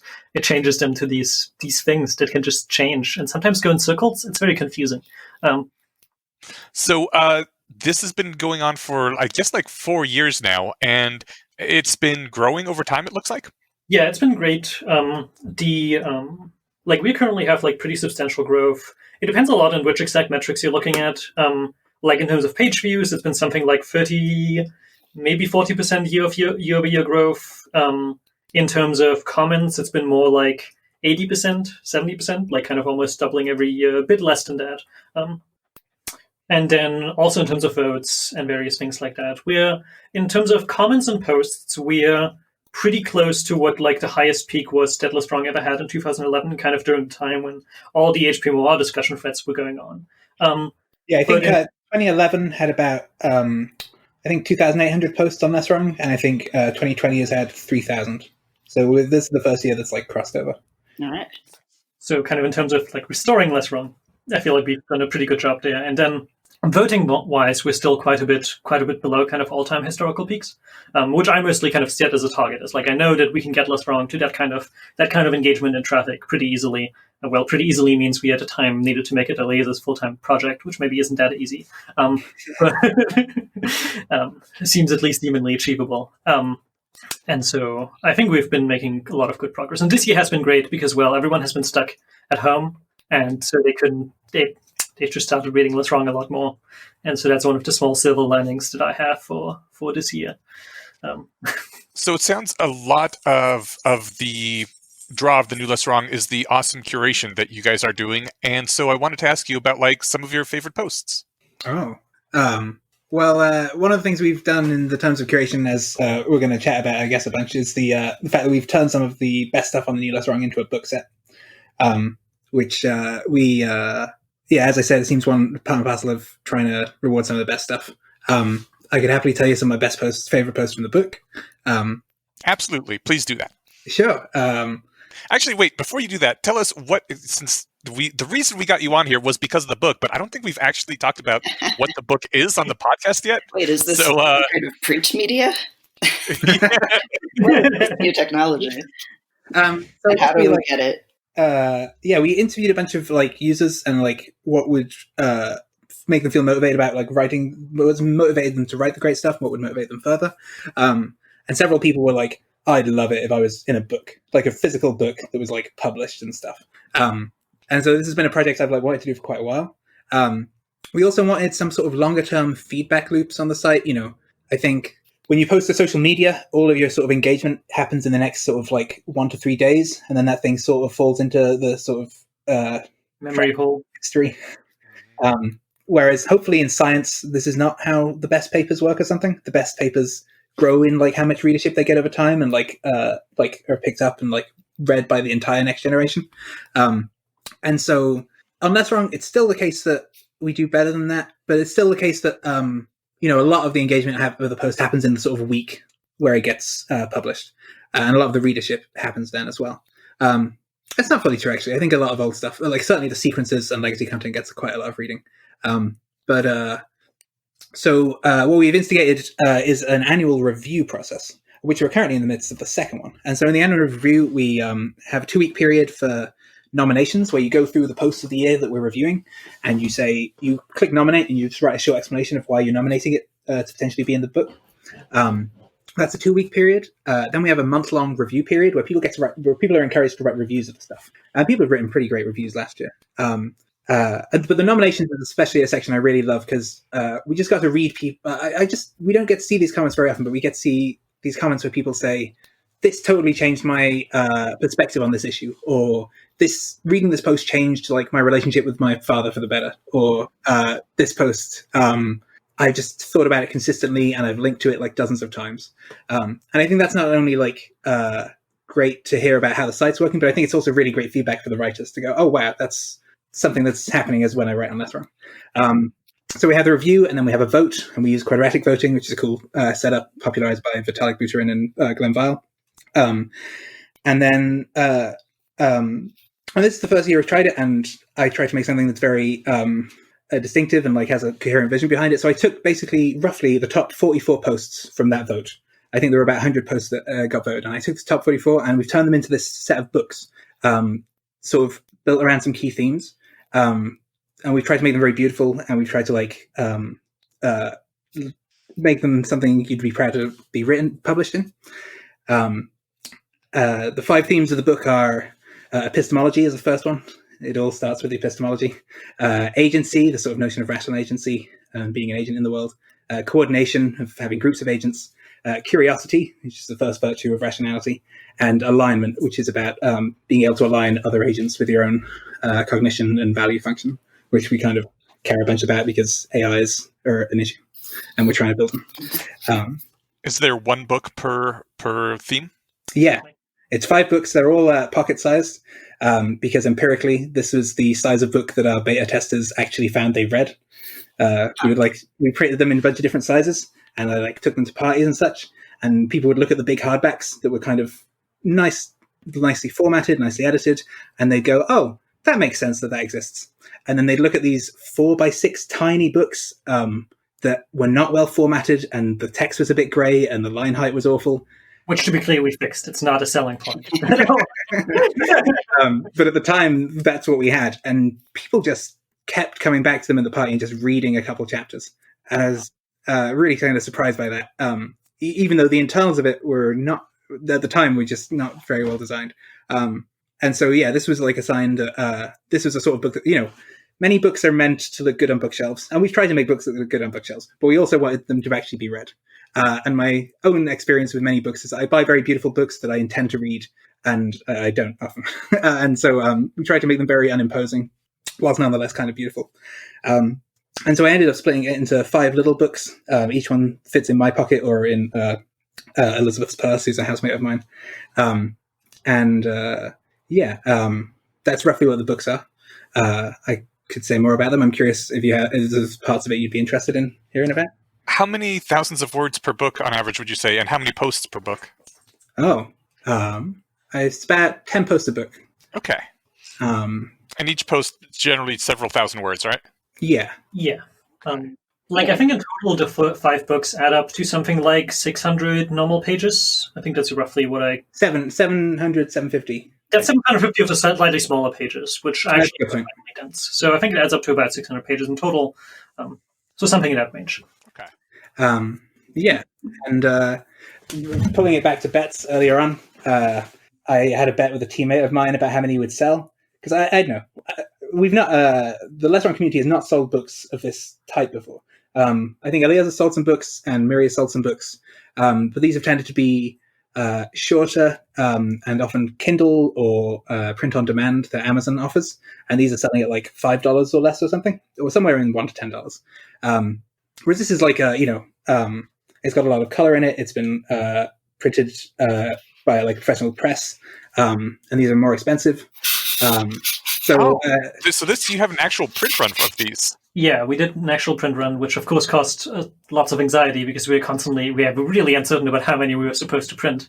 Yeah. How many did you print? So we initially asked them to print, we wanted to print 500 books because we were like, I'm not sure how many are going to sell. And as I say, my teammate bet that we would not sell 200 by the end of the year. I had a one-on-one bet with him. It was only for $10, but that we'd not sell 200 by the end of the year. We announced them for pre-order, I think, last Tuesday. No, not the most recent Tuesday, but the one before. And on the first day, I think we sold 300, and so far we've sold 1,800. Nice. Been great. So now we're asking for a print run that is an order of magnitude larger than the initial print run that we had asked for. We're now doing 4,000. Which is quite surprising, and outside several of my teammates' 90% confidence intervals. Yeah, that is a damn good feeling. Holy crap. How Yeah. many years do these posts span? Is it like since LessWrong 2.0 started? So the first full year of content from LessWrong 2.0 is 2018, and these are the best posts of 2018 in that year's review. So we haven't even reached the 2019 posts yet. Oh no, we're reviewing them right now as we speak. I hate to confess it, but I briefly looked at LessWrong, and people are nominated stuff since we started the podcast. But yeah, so we sold 1,800, and I think a rule of thumb we saw on the internet was your first week of sales is probably half your first quarter sales. So like maybe we sold in the first week, I think about 1,400 or so, 1,500. So something between 3,000 in the first quarter, and then kind of hopefully like asymptoting around 4,000. But we have to do another print run. There are worse problems to have in life. But yeah, the press was quite shocked by our sales. They were like, "What? You want an order of magnitude more books? All right." They had to be pretty happy about that too. I'm assuming you got a price discount for volume. Yeah, yes. Oh God, printing is really horrible. Like the unit price for us went from $20 per print cost to $7 per print cost. So the last 500 marginal books cost us like $4, and the first 500 marginal books would have cost us like $45 per piece or something like that. Yeah, it's all about volume and publishing, because once you have it set up, you can just run the presses as much as you want. Yeah. Until it just gets to the price of like raw materials. Yeah. So, But then you're stuck with a warehouse of thousands of books which you will never sell. Unless you're you guys, in which case you sell them all. So of course no one's actually got the books yet, because this is only just, this is the last 2 weeks. And so I'm very excited. We promised everyone who bought them by, I think it was in the first week, that we get them to them by Christmas. And so I'm very much looking forward to everyone getting the books and hearing feedback on them. I'm sure people will be like, these are actually small. Where did you say this? I guess the first sentence of every bit of marketing about it. But I don't know what people will say. I'm really sort of... Yeah, so I'm looking forward to it. I think they will love it. Yeah. I tried to make something people would love, and I didn't know whether people would want it or not, but I've been pleased to find out many do. Yeah, I've also just been really happy about our printer. There's this, I don't know whether you know about this, there's Stripe Press. So there's Stripe to people who like, who build payment infrastructure. And for some reason, they build a book publisher, Stripe Press, where they just publish books about topics that they feel are particularly important. And their books are absolutely amazing in terms of print quality and just like unit cost and all kinds of stuff. They recently published Richard Hamming's The Art and Science of Engineering, that book is absolutely beautiful. So we were like, man, we would like to make beautiful books that are as good as those. Wait, what printer did they use? What are their supply lines? Luckily, one of our friends just knew someone who worked there. So we just called them up, asked them about their supply lines and their printers, and then we just stole their supply lines and printers. Now we're using the exact same things as they do, which I'm very glad to Stripe Press for saving us all the work of finding and selecting all the right people here. Yeah, I think often in the nonprofit space, it is often rare to find someone who has attempted to solve similar problems to you. And it's all like in the for-profit space, like people are like, oh, I don't want competitors often. But I feel like in the nonprofit space, I'm often like, there are occasionally other people that like build web forums or something, or in fact, there's people who don't like our version of LessWrong and they have built their own UI of LessWrong. And I think often you'd be like, oh, competitors. But I'm just like, wow, you put in hours of effort to try and solve the same problem as me. I am fascinated to see the way you've solved this problem, and I learn from it. And similarly, I'm very appreciative that Stripe Press, has done a lot of the parts of building a publisher in this like present day era that primarily works online and like tries to make very beautiful books that you primarily buy online. You don't see in bookstores, and there's a lot of different design problems that they have faced. So yeah, I really appreciate all that they have done this. That's awesome. So, yeah. Oh, sorry. Go ahead, Stephen. Oh, that was it. Oh, okay. So I was, wondering, could each of you give us one or two of your favorite posts from the books? Yeah. I think my favorite essay from the book is probably Naming the Nameless. It's a very weird essay written by Sarah Constantine that I don't know whether she really knows what to do with it. It's an essay that's primarily about like what aesthetics are and how they work and what kind of influence they have on our thinking. And it's really sparked when I read it 2 years ago, it kind of had this very, very large effect on me because it helped me navigate something that I now consider something like the tyranny of System 2 or something like that is a common phrase I use in my internal monologue, kind of, where in many environments, I feel like I'm being pushed towards type of reasoning that are very, very verbal and very explicit. And I actually notice how large fractions of my thinking actually don't really go through that. And how, in particular, large fractions of like what are historically thought of as the rationalist aesthetic have fallen into this mistake of just like not having good art, not having good intuitive handles for concept, and instead often relying on things like relatively dense mathematics that is useful for verifying things, but not actually very useful for explaining things. And the post really goes into a bunch of analysis of society and a bunch of common cultural trends that try to point towards the effect of aesthetics on different parts of society. And I think it's less the specific arguments that it made, but more that it kind of like made it so that I could have the handle of aesthetics and its effect on thinking and its effect on culture as like a really specific element that I could think about and reason about and analyze its effects on my life. But is that in the epistemology book then? Okay. It's indeed in the epistemology. I could have imagined also putting it in coordination, but I think it fits slightly better into epistemology. Yeah, she has the phrase. Well, cool. Yeah, well, I was going to say we'll be sure to put links to all of these. She has the phrase. I think. Sorry, go ahead. I'm sorry. Well, I guess neither of us is going to speak. Someone else. No, all right, I'll go. She has the phrase in it. I don't know if you know the phrase double crux, which is a technique CFAR developed for helping disagreements work, which is about not merely finding things you disagree on, but finding cruxes of your disagreement. So finding a thing that if you change your mind on, it would change your mind on the overall argument, and trying to find issues that are cruxes for both of us, so that we're always arguing about a thing that could change either of our minds. And this is often a very productive way of having disagreements.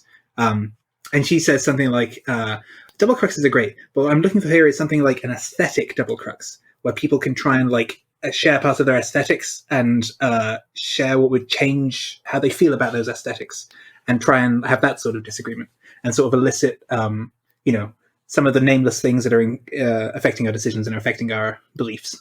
Now, is it possible to change your aesthetic through argumentation? I actually recall, I'm pretty sure it's not apocryphal. I'm pretty sure it's a story of I think it was two CFAR staff members, one of them who liked eating onions, and one of them who did not like eating onions. And, I'm on the second side. And the one who did not like... Onion haters unite. Yeah, I love onions, and they're good for you. And so they tried, they sat down and said, what do you like about eating onions? And they tried, I wasn't present for the conversation, but I imagine they talked something about the taste or something about the, feeling it had in the mouth, and encourage the other one to try taking a bite and paying attention to those things. I think overall the other person, I'm gonna use the phrase, learned to enjoy eating onions, or felt that they could appreciate why the person would enjoy eating onions and could imagine themselves becoming that sort of person in a way that they did not expect going in that they would be able to get out of such a conversation. And I think this is a style of conversation I've tried to have more and more, where someone doesn't like a decision or acts in a certain way or something, and I'm trying to say what feels salient to you about this and communicate both there and my sort of aesthetic toward the thing or feeling toward the thing. That's really cool. I'm gonna have to read that. It's relevant to some stuff that my partner and I have been talking about, and also that Guild of Servants just did their aesthetics class, where it was nice. Just about how to cultivate a sense of style, like fashion style, or just I guess the accessories you surround yourself with, etc. Can you tell me, Jace, what the Guild of Servants is? Can I? Apparently it's a secret society. I don't know if I'm allowed. Okay. I do have to say, on the topic of secret societies, I've been in the sort of LessWrong community for almost a decade now, and I have been waiting for the sort of owl or some form of mail to invite me to the Bayesian conspiracy. And here you are. Yeah. And so if you would like, you can just turn all of your questions into probabilistic estimates, and I will answer them.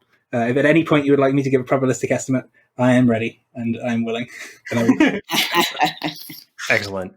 Yeah, the Guild of Servants was described in episode 117 when two of the founders, David and Alex, came on. It's, I think, in a couple of sentences, the goal is to curate actual life betterment skills that actually work, which for me, I kind of encompass everything that actually works into the umbrella of rationality. In addition to, in a broader way, solving the PR problem that rationalists occasionally run into. I wouldn't say that's even a primary goal, but the one long-term goal is to have large community impacts where the people who get to claim responsibility say, yes, we're with the rationalist community via the Guild of Servants. Nice. Interesting. Nice. But if you're interested in more, like I said, check out episode 117 of our podcast, which was just I guess, bi-weekly. It would have been sometime this summer. Mm-hmm. I'll listen to it. So, Ben, did you have a post you really liked?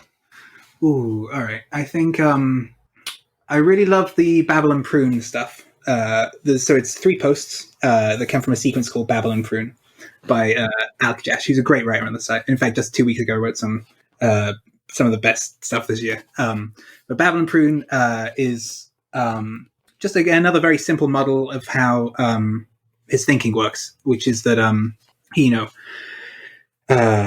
similar to brainstorming and then picking the best ideas. It's coming up with quite a lot of strings or ideas or sentences or something, and then just picking the best ones to say or something.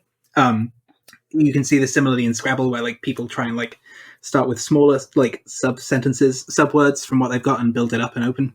And he felt a lot of his rationalist training had been on his prune skills of being able to go, this idea isn't good enough, this idea isn't good enough, this idea isn't good enough. And, he'd listen to people say such eloquent and interesting things. He's like, oh, I understand those. Why don't I say interesting and eloquent things? But his sort of internal setup just kept whatever he thought to say, it would just go, not good enough, not good enough. And then he'd just sort of not be able to say anything. And so it's given me a sort of tools about practicing having good filters, having good generative and filtering processes.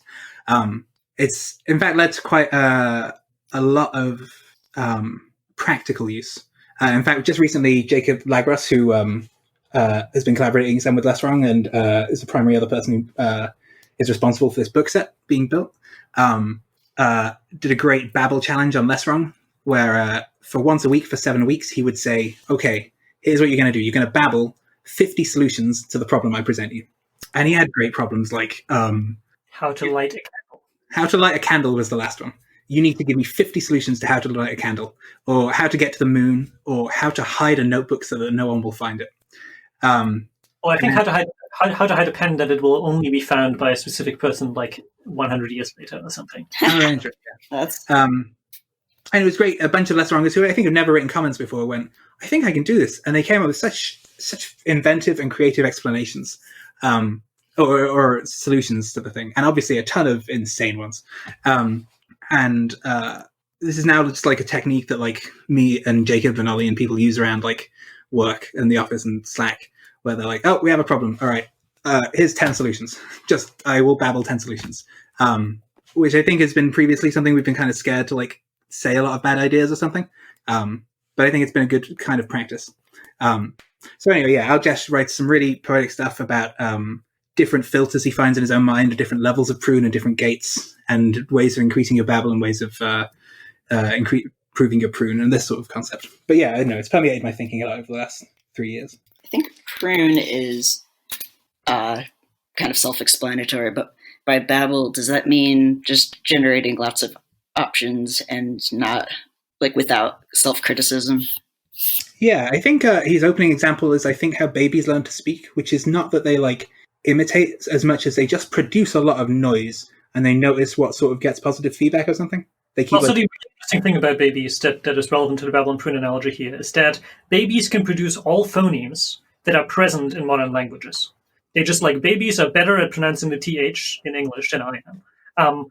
And then, as they learn the language of the world around them, they lose the ability to pronounce certain phonemes and prune down the set of phonemes to the set of things that are actually being used. And they generally produce just a lot of noise and then prune it down to the subset of noises that are correlated with a certain language. And that's like a very interesting way in which like you can imagine getting bad language, where you can imagine doing the opposite thing, where babies don't know how to produce any phonemes and then learn iteratively added ones that belong to a certain language that they're surrounded by. That's fascinating. I now kind of wish we had a language that just used all the phonemes so that we wouldn't lose any of them. Yeah. Someone who's been struggling for like 6 years with this horrible TH in this language. I would also be glad about this. German doesn't have the TH sound then, huh? It does not. We only have the rolling R, which I now have taken myself to repeatedly using in lots of words and as various expressions of emotions in order to slightly compensate for my inferiority of not being able to pronounce all of your phonemes by demonstrating that I can pronounce phonemes that you cannot pronounce. I'm kind of bummed you didn't roll one R when explaining that. Yeah, I tried really hard, but it was hard to find one. Americans do find the rolling R beautiful. Oh. Well, he just makes that noise when he goes into rooms now, by the way. He just like Yeah, sorry. different people have different catchphrases, and Ollie's is just Talk to my It sounds cat. like yeah, I was about to say, it sounds like the noise you make when you want to get pets. Yeah. he does yeah. He uses it around his girlfriend the most. But yeah, I think there's a bunch of other essays in the book. One other one I would want to mention because of how much I like it is An Untrollable Mathematician, which is a cartoon. In fact, yeah, I guess the Curiosity book as a whole is itself a curious book. I can't believe I just said that. But it is about. It's not about curiosity. Like curiosity, we care about a lot because as a motive, it's very pure and truth seeking, and like doesn't and is like there's that great Eliezer line. A burning itch to know is higher than a solemn vow of caring about or to pursue truth. And so I just love people getting real curious on LessWrong just about sort of any subject, and they often find very fascinating things and they do great reasoning. And so it's just a collection of essays of people getting curious about some aspect of the world. Every essay has got a title, which is a question. Like Scott Alexander's got Is Science Slowing Down? And Martin Sustrick has got What Motivated Rescuers During the Holocaust? He was trying to understand the sort of motives of the people that like did very sort of heroic things.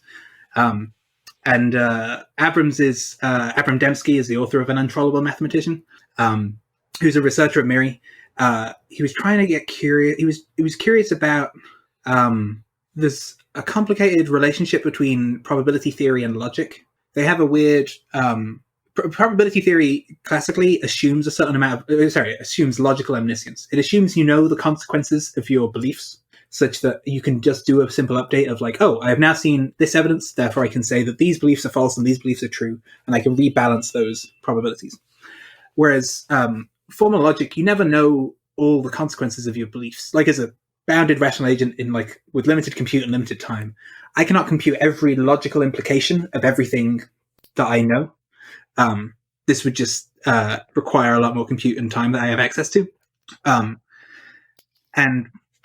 something Gödel. And so there's a setup where you're trying to like weigh these things where each one of them is like, it actually has a very beautiful diagram, I think, of some scales trying to weigh probabilities, but each probability is a plant that is growing like quickly, and you're like, I don't know which of these plants is going to go quicker. I don't know which way it's going to finally end up.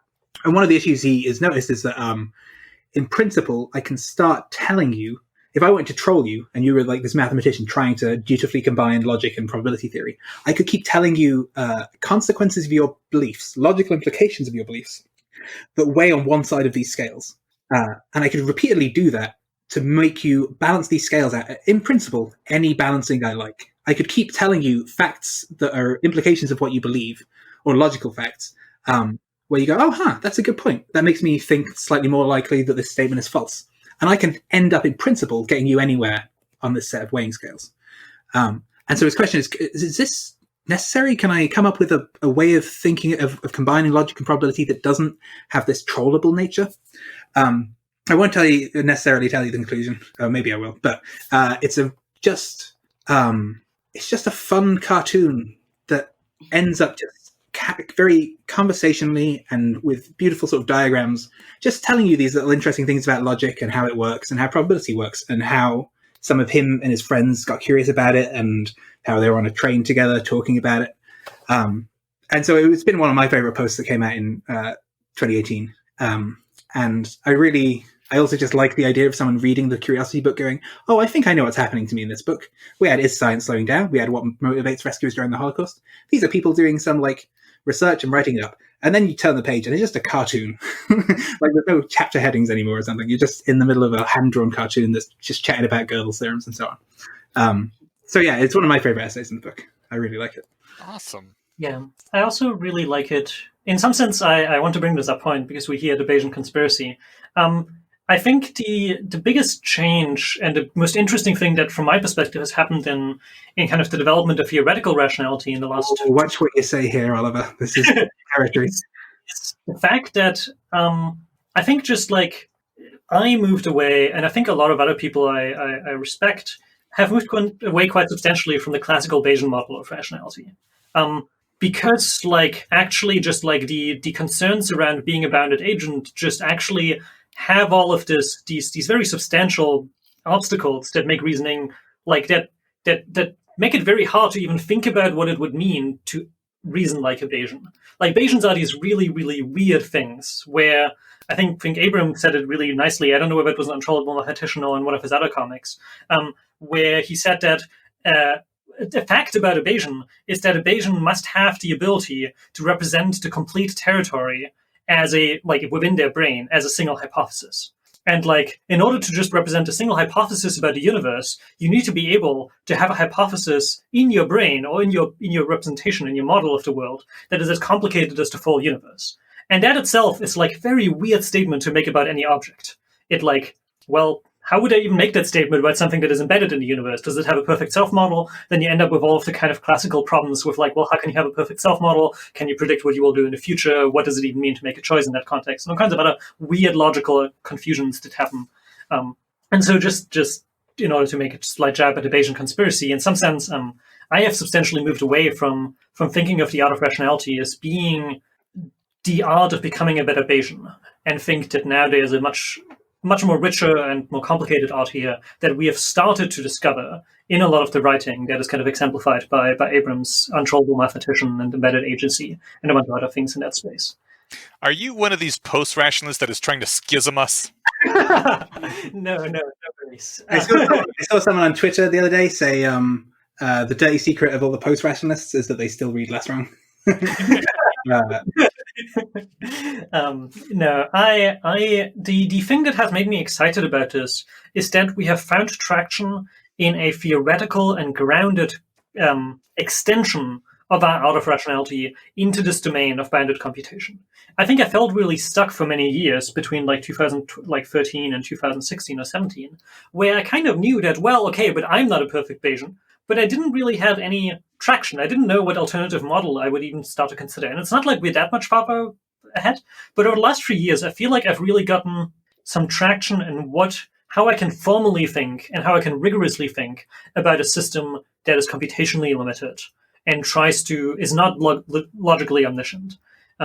And I think that kind of, I don't want to really bash on the post-rationalists, but I think that kind of makes me think that I wouldn't necessarily describe myself as being in a post-rationalist tradition, because I'm still interested in a grounded, kind of formal, rigorous handling of the relevant, philosophical and epistemological puzzles. And I think we have successfully broken into that space. And now I feel like there's this richness of new, interesting things to do in that space. That feel very much in the realm of building another probability theory, as opposed to deeply meditating and uncovering the real truth that was inside of my soul all along, or something in the straw man of post-rationalists. Well, you already had me sold on this book series. I was planning to buy it an hour ago, but I am now even more interested and slightly worried about some intellectual contagion that may take me over. But I'm going to read this anyway and take that risk. I'll change the name from Bayesian conspiracy to embedded agency conspiracy, then I will take credit. It's still an awkward name. It is really not a good name. Don't do that. It would be horrible for your branding. Yeah, we just launched some merchandise. We can't go changing the name now. Yeah. Right? Although the merch doesn't actually say the Bayesian conspiracy, does it? No, it's just the art. But, you already thought ahead. Ready to change your mind. I think the relevant parts of this, I don't expect we'll. My epistemic state is not that we will not look back on Bayesianism. We will not be like, that was mistaken. We will. There are certain parts of the formalism that I think do not apply to agents that are bounded. I think these confusions are best pulled out in another one of Abram's essays, which he co-wrote with Scott Garbrandt which is partly in the book, but is in fact itself the length of, I think, 2 books, so we didn't include the whole thing, which is his embedded agency sequence, where he just starts, and I think it's in a very Feynman-esque way. This is quite complex and philosophical and mathematical questions, but he just sort of draws a couple of cartoons and diagrams, and you get a pic. You go, oh yeah, I think I get what he's chatting about. Where he points to the sorts of confusions we have about what it means to be a rational agent, and the current places where our theory does not fully explain or fully account for some of the actual problems we face. I think a lot of the classical ways people have used certain parts of Bayesian probability theory, his fundamental sort of contrast he makes in the book is between an agent that is playing something like a video game, where the agent is not part of the video game, they're outside the video game. The things that happen in the video game cannot affect the agent's mind, and the agent, in principle, could understand everything that's going on in the video game within its own mind. If you imagine just the relative, where the agent is in fact computationally got way more compute, so they can think about all the possible states of the video game. And then he contrasts this with an agent which is a part of the video game, trying to understand how the video game works, how thinking works when, or what it means to think when, and what it means to take actions when their actions can change their own brain and change how they think. What it means to have other agents inside of them, to be built up of smaller sub-agents.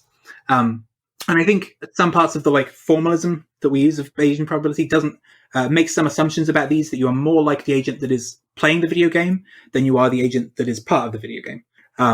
And so they're sort of wandering through this space and picking up little interesting curiosities and tools and trying to adapt the formalism to better match the actual situation we find ourselves in. But yeah, I think it still seems it's totally pretty Bayesian. It's just, it does have some interesting changes to the formalism. Or it hopefully will, when we figure it out. And all this is still ongoing on LessWrong 2.0 right now. Yeah, just very recently, Scott Garbrandt released this giant sequence around Cartesian frames. That was him trying to think a lot about how to be an embedded agent and how they can think. And I don't I myself still have a variety of hours over the next few months set aside to like engage with it deeply. But it's really, it seems like a pretty exciting full formalism that has been presented within the last like 2 months that is making some really, really interesting progress here. Like we're at the very cutting edge of like really philosophy of all time. So I have two questions for people who are pressed on time. The first being, I'm assuming these are included in the, is it weekly emails you send out that have the best of in them? Yeah. So we're usually sending out free emails, and the emails are literally just the post. Like we take the full post and we'll just send it to you in your email. And there's no advertisement, usually no announcement, it's just a post. And surprisingly, we've gotten even our LaTeX to render okay in Gmail. I would say. So that's really, you can press the subscribe button when you sign up for an account, and then you get free posts per week in your email. And you don't even have to go to LessWrong if you want to read all of them. And the follow-up question is, if you want to like read the back conversation here, but you don't want to, go through everything, you just want the highlights, is there some place to find just those posts that have been sent out in email as like the best of read these? Yes. So if you go to the front page, you will see at the very top of the post list a set of posts that have a small star right next to them. You'll probably see 3 of them because we show 3 of them at any given time. If you click on the star, you will be taken to a full list of all the curated posts over the last 3.5 years that we've compiled.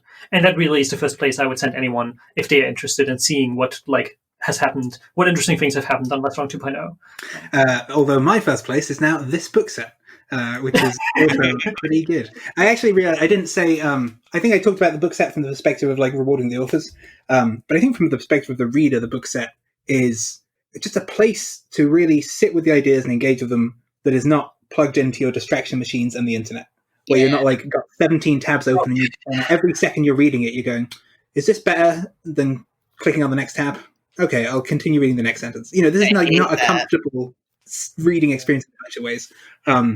This is a book that you can just, walk to a park and you can not have your laptop or phone, and you can open it and you can sit with the ideas and sort of take them in in your own pace and think through them at your own speed.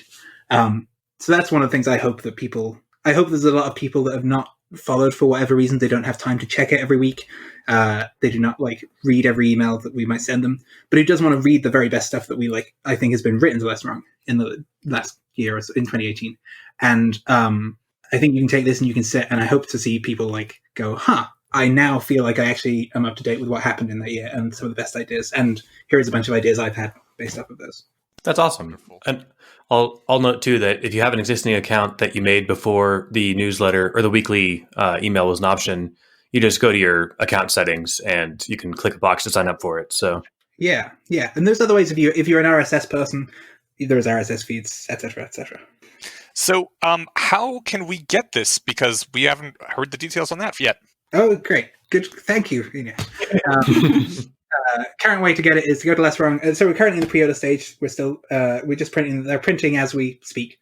You can go to LessWrong front page and you can see the books at the top. If you're on desktop, you'll need to hover over and you can see the pre-order button there.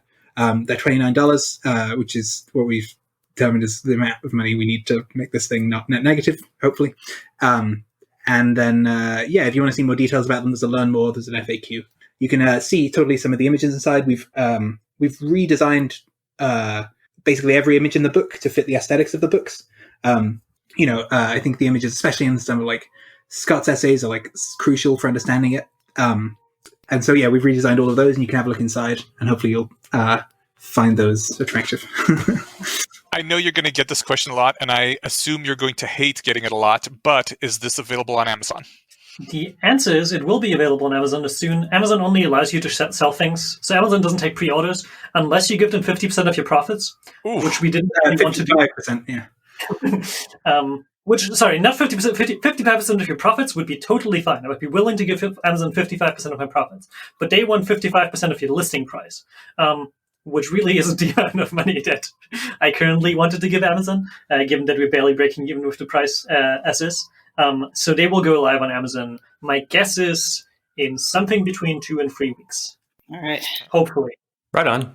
And do you get all 5 books for the pre-order price, or do you just get the map? Sorry, what? All 5. All 5. All right. Well, that's good because I just pre-ordered while you were talking about how to do it. So the countries we delivering to are North America, so that's the US, Canada, Mexico, every country in Europe, Australia, New Zealand, and Israel. Coming out to $6 a book, that's pretty damn good. Like, you guys really could have bumped up the price a little bit and made it some profit. Yeah, but I don't know.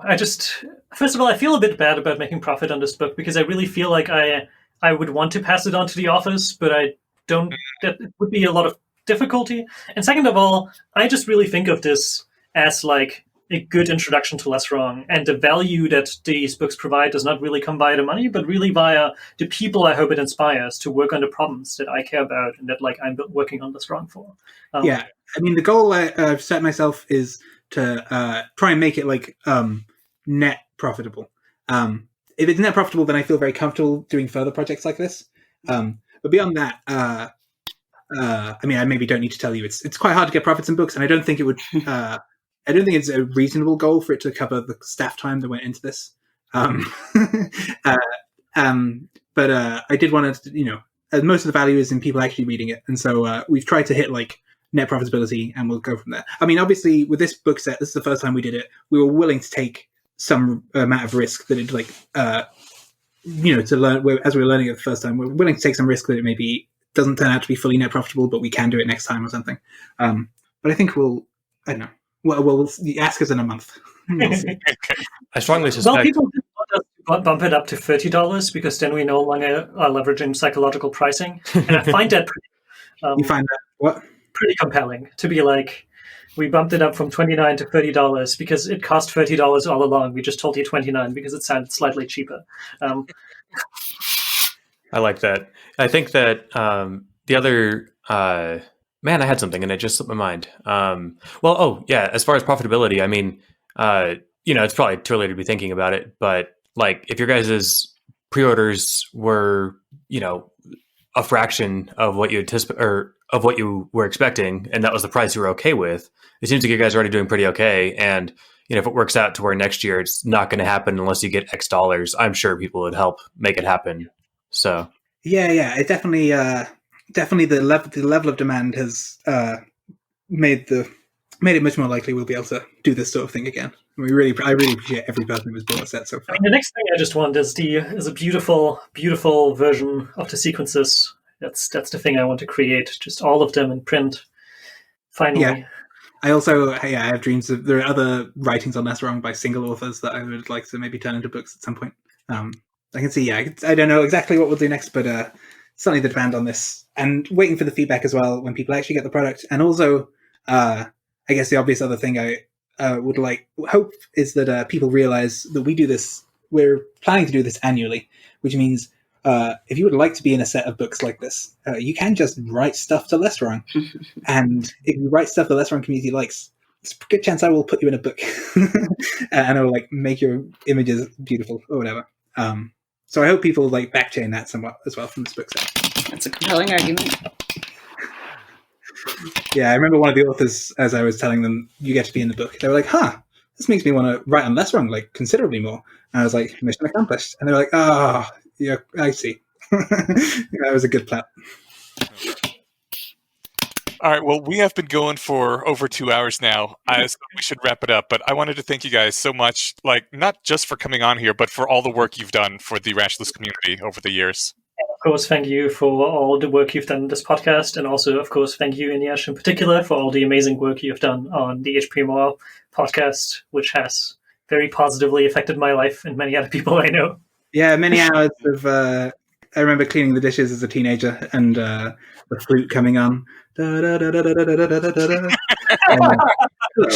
Inyas Brodsky, and just you being the voice of all the Harry Potter characters, Methods characters, has been brilliant.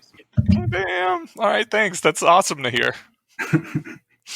Well, I can second both of those praises for you guys and for Inyas as well. So, but Inyas already said it more articulately than I was going to. So, I actually just riffing on that note, I did get recently to do sort of Inyas's job.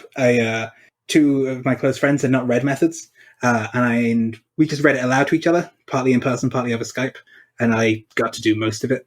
And I really loved doing all the voices. I got to do, Professor McGonagall's up high and Dumbledore's down low and Snape is Weasley. And I did, I'll try not to say too much, but I did Harry's as my normal voice. And then like I also did Krill as like my normal voice, but like a bit more refined. Anyway, it was really fun doing all of the character voice. And then we'll see with that. No, it is a total blast, especially if you really get into a character. Mm-hmm. But yeah. All right. Well, thank you guys for being here. We are going to take care of a few things at the end of the show, so we'll probably let you go here. Is there any final things you wanted to say or that we didn't touch on? That's a good question. Apparently not. Okay. Well, you know how to find us. Anything you want to add to the show notes that hasn't been included in our email chain yet, send it on over. This episode will go up on Wednesday. So, but I mean, even after the fact, we can add stuff to the show notes and stuff. This was great. I am, like Eneasz said, I think that you guys have done a lot for the rationalist community, and this project in particular. I mean, it's one thing to send somebody a URL link to be like, "Hey, read this long essay," and they're like, "Yeah, sure, I'll put it in my 60 tabs." If you say, "Hey," hand them a book and say, "Send this," hand this back when you're done. It's another way to, I think, really engage people. And the other thing I'm enjoying about just skimming over the page previews is that like they're pleasant to look at, but also it's not merely the sequences and some Slate Sarcodex posts. This is the community, and it's not it's bigger than just the big names, and I really enjoy that. Yeah, 23 authors and 44 posts. Fantastic. There's a lot of really great LessWrongers and rationalists. And Can't wait to get these for everybody for Christmas. Yeah, I mean, the nice thing is you can hand them to 5 people at the same time. That's right, yeah. Oh my God. I definitely have some dream of walking up to some, I don't know, new people and being like, "You guys need a better epistemology," and whipping out epistemology from my jacket pocket. Have you heard the good news of LessWrong? Yeah. Just hang around outside of churches. But yeah, I love this podcast. Thanks very much for inviting us on it. It's the first podcast we've done, and if they're all like this is going to be just basically fun. Yeah, you should be on again and help us with the sequences. Right. Yeah, come on again sometime. You know what? We have to stop recording before you guys can leave. Do you guys want to just hang out for the? We've got just 2 bits of feedback to do. Yeah. We're totally down to sit here. Well, it seems like the easiest way to do it without me kicking you from the call, and I don't know what that would do to the recording. So perfect. All right. Know our hostages. Well, we'll let you out of here soon. What was the? We had two short pieces of feedback, right, Eneasz? Yeah. So the first piece of feedback is from Richard J. Acton at the subreddit, the Bayesian Conspiracy. This was back when we were talking about the anti-encryption laws that were being proposed in Congress. Richard says, "Making encryption effectively illegal is so impractical, I have no idea how people would respond to a law like that. I think most people would just carry on how they were, with a few big players making nominal concessions, and it would just become another 3 felonies a day thing the government can use to arbitrarily squash you." And I also see that as a potential outcome because, the government isn't, I guess they are going to impose backdoors on all major players if this comes in, but regular people aren't going to change their things too much, and yeah, it'll just be another thing like, "Oh, look, you sent an email yesterday, we can put you in jail for that unless you, confess to whatever." Yeah, I find that interesting. I mean, like, you're right. For most people, we'll just go about doing our day. Like, most people are on Facebook, where privacy doesn't mean anything. So, like, I don't think that'll, like, slow down the average person. And yet, like, I don't get up to anything illicit. And, my phone isn't a crime scene. And yet, knowing that it's secure is reassuring. I guess I would operate more or less identically to how I do now, with the knowledge that, anyone with a permit or the warrant could get in. It's just, I don't know. It feels like the beginning of a very plausibly slippery slope. Yeah, or just the marginal cost of making things a little bit shittier. I don't know. It kind of sounds like, well, it's just going to be another one of those things that suck. And it's like, do we need another one of those things? I would rather not. I like that framing too. It's like, do we need things to be even more shitty? Come on. Oliver, Ben, any thoughts on that? Well, chiming in from, given that I work in web development all day, the big thing that definitely everyone is interfacing with every day is just that your browser uses HTTPS to talk to, like, basically any website you're on. Mm-hmm. And that is just a type of encryption, pretty straightforwardly.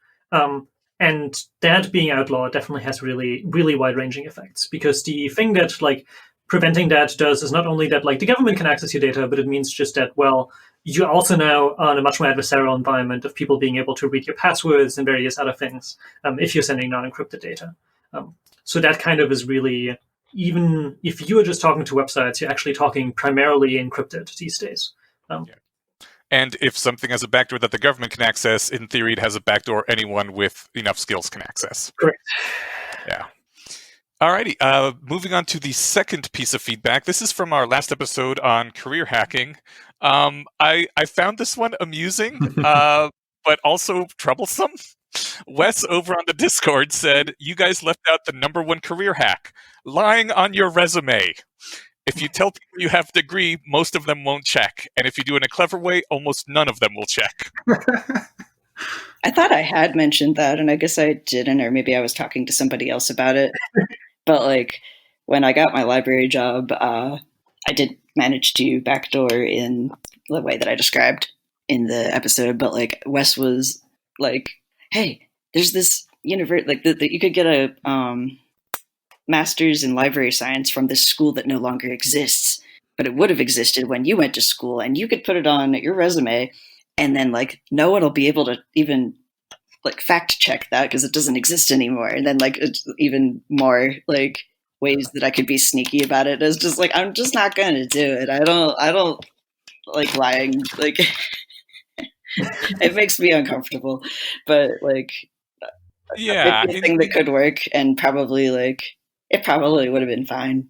Like I basically really dislike lying, not only because I feel it's like a way of deforming other people's maps, and that is an inherently hostile act, but just the repercussions it has on me. Like, then I have to think up of what I was doing during those 4 years and the people that I met and what college clubs I was going to. Like, probably none of that will ever come up, but it could somehow slip that, I mentioned the last place I worked, and someone would be like, "Weren't you in school during that time?" And I'm like, "Oh, yeah, I was a full-time student and a full-time accountant at the same time," which it's a level of headache I don't want. No. And like together, just the hostility of lying and the practicalities of it seem terrible to me.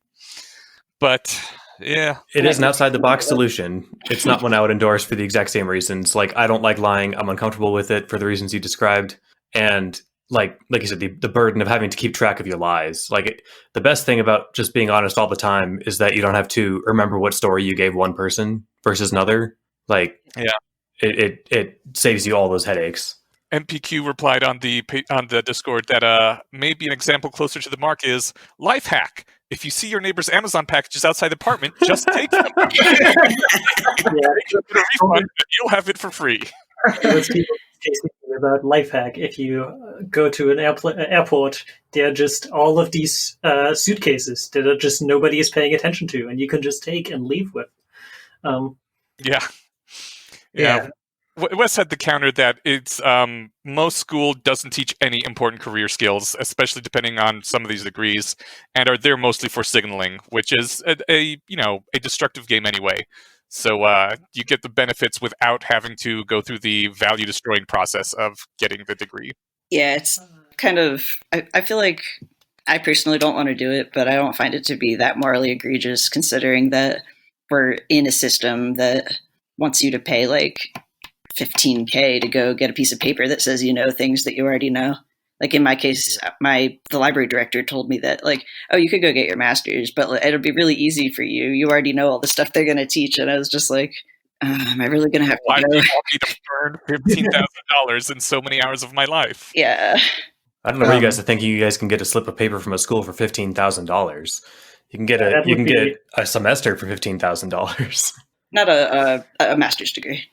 And it was an online program. Oh, okay. Yeah, fair enough. I still might be misremembering the price. It might have been more than that. But yeah. I know that trying to get lying about my degree would not quite help. The primary reason I stayed through the last half of my degree was so that I could get a visa to the US to work here. And unfortunately, no. I got the literal, I think, worst grade you can get while still getting a degree, because I didn't want to stick around for it for any other reason. But that is an excellent motivation to go to school. Yeah. Yeah. Half-ass it with all you got was, I think, the chapter title of one of the Replacing Guilt. Yeah, one of Nate's essays. Which Oliver, reminds me, I want to plug that audiobook again. Someone, John Luca has been doing a podcast that's been reading the Replacing Guilt series, and that's good, isn't it? oh, it's great. You can just search "Replacing Guilt" on any podcatcher. Like we had an episode about it, I don't know, several months ago, and I was like, "Yep, I need to read that." And kind of like with these books, I imagine, like just getting it in a format that will actually entice me to get to it. I'm now waiting for them every week. I've listened to all 30 something episodes, and best thing is people who like I know don't read LessWrong have told me that once I recommended this, they've listened to all of them and enjoyed it. So like. Just the virtue of getting things out there in multiple formats. Yeah, that seems great. Did you just use the word podcatcher? I did. That's the word, right? I have never heard. That's a fight. It's a very good elygism. I can't remember the word, but yeah, it's a thing that catches podcasts. I don't know where I got it from. I did not create it though. I feel like I've heard it before.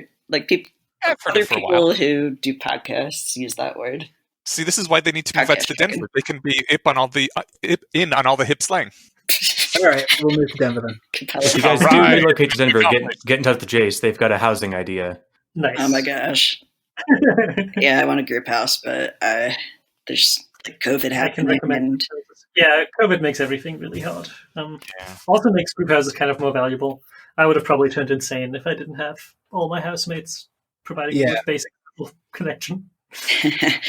Yeah. I have a handful of coworkers who live alone, and I try to do my best to like hang out with them while we're working together, even if it's just being on a call, like while we're both doing our separate jobs. Because I'm fortunate enough to live with somebody I love spending time with, and that's an enormous privilege right now. So yeah, I've just been slowly going insane, so it's been working. Yeah. It's weird to miss humans. Like I'm such an introvert, and it's just super weird to like. I think I was actually texting Charlie about this. I was just like, "Do you miss people? I'm starting to miss people. Like going out and the other humans and talking to them. It's weird. Yeah. Never thought I would feel this way. Is this how extroverts feel all the time? Maybe we could ask them, but I don't know if we want to get that close to one. This is a self-identified extrovert, and we've had like sort of joking but not joking those kinds of conversations. Like, really, you like that? That's so weird. What's that like? I think rather than ask them, I'd rather just make an MTurk survey, so I don't actually have to interact with any of them. I love it. All right, well, Safer. I believe that's it. So shall we just thank our patron and call it a day? I gotta go make some food and then eat it for nutrients. So, is it my turn this time? I think so. Okay, yeah. Scroll down. Who are we thanking? Looks like we are thanking Emilio Alvarez. That was the pause for the ta-da noise. Yeah. Emilio, thank you for helping support. Yeah. Thank you for helping support this broadcast, or podcast rather. Wow. Where we can, help bring you people like these on to tell us all about fucking LessWrong 2.0, where people are nowadays keeping the rationality thing going. Yeah.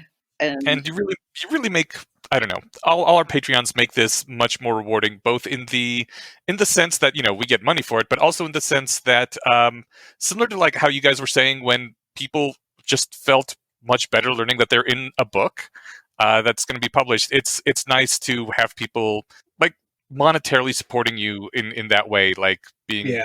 We appreciate what you do. Yeah, we're hoping that Scott gets some of that soon. Yes. Oh, cannot wait. Some of that sweet unit of caring. Mm-hmm. Perfect. And thanks again, Emilio. I was quiet because Enosh said everything I was going to say, which seems to be kind of a running theme this episode. Yeah. All right. I think we're good to call it here, guys. Waiting for saving me. I kind of just was like, thanks. I need food. Human. Words. What are they? Okay. Yeah. All right. Well, thanks again, Oliver and Ben. This was fantastic, and I can't wait to get these in the mail. I'm looking forward to it. Yeah. Great. Super. I look forward to it too. Tell me what you think of them. I sure will. And everyone listening, well, I guess you know how to find LessWrong.com. I was going to say there'll be a link to find them, but if you guys can't find that, good luck. I mean, you would be one of the lucky 10,000. Like that's really that's valid. Wait, this is all online? I could read it myself now. Great. LessWrong.com spelled like it sounds. We did actually, for the period where we were making LessWrong 2.0 and we hadn't taken over, we had the URL LessWrong, LessWrong.com, and then we then made our second sort of dev server, LessWrong.com, and we then redirected LessWrong to LessWrong. So if you go to LessWrong, it'll take you to LessWrong. But LessWrong is still just our development server. You can still go there and see what will happen on LessWrong in a week. Even That's less awesome. wrong than before. Yeah. Well, We if looked it's at less wrong, it looked- can't get any less wrong than that, right? Well, arguably, it could be least wrong, which is less wrong than less of wrong. Less is wrong. Least But wrong. least wrong was not financially available, so we stuck with lessest. Okay. The ultimate one's just going to be correct. Right. Wrong at all. Once we get to the transhuman future. That's right. Correct.com. Nice. Oh, less long is our short form page. Oh yeah, you go to lesswrong.com and it redirects to a short form page. Yay. And then I can't remember the other ones we had. Well, of course, there's greater wrong. In case And you... Greater Wrong, who is one of our competitors, who makes a different UI for the site. More right, which I think is like a conservative. Oh yeah. Well, let's not advertise more, right? That's... Are they still there? I don't think so. I think they collapsed a long time ago. Sorry. Cool. Okay. Thanks, everyone, and we'll see you in a couple weeks. Good night, Awesome. everybody. Thanks again. Goodbye. Bye.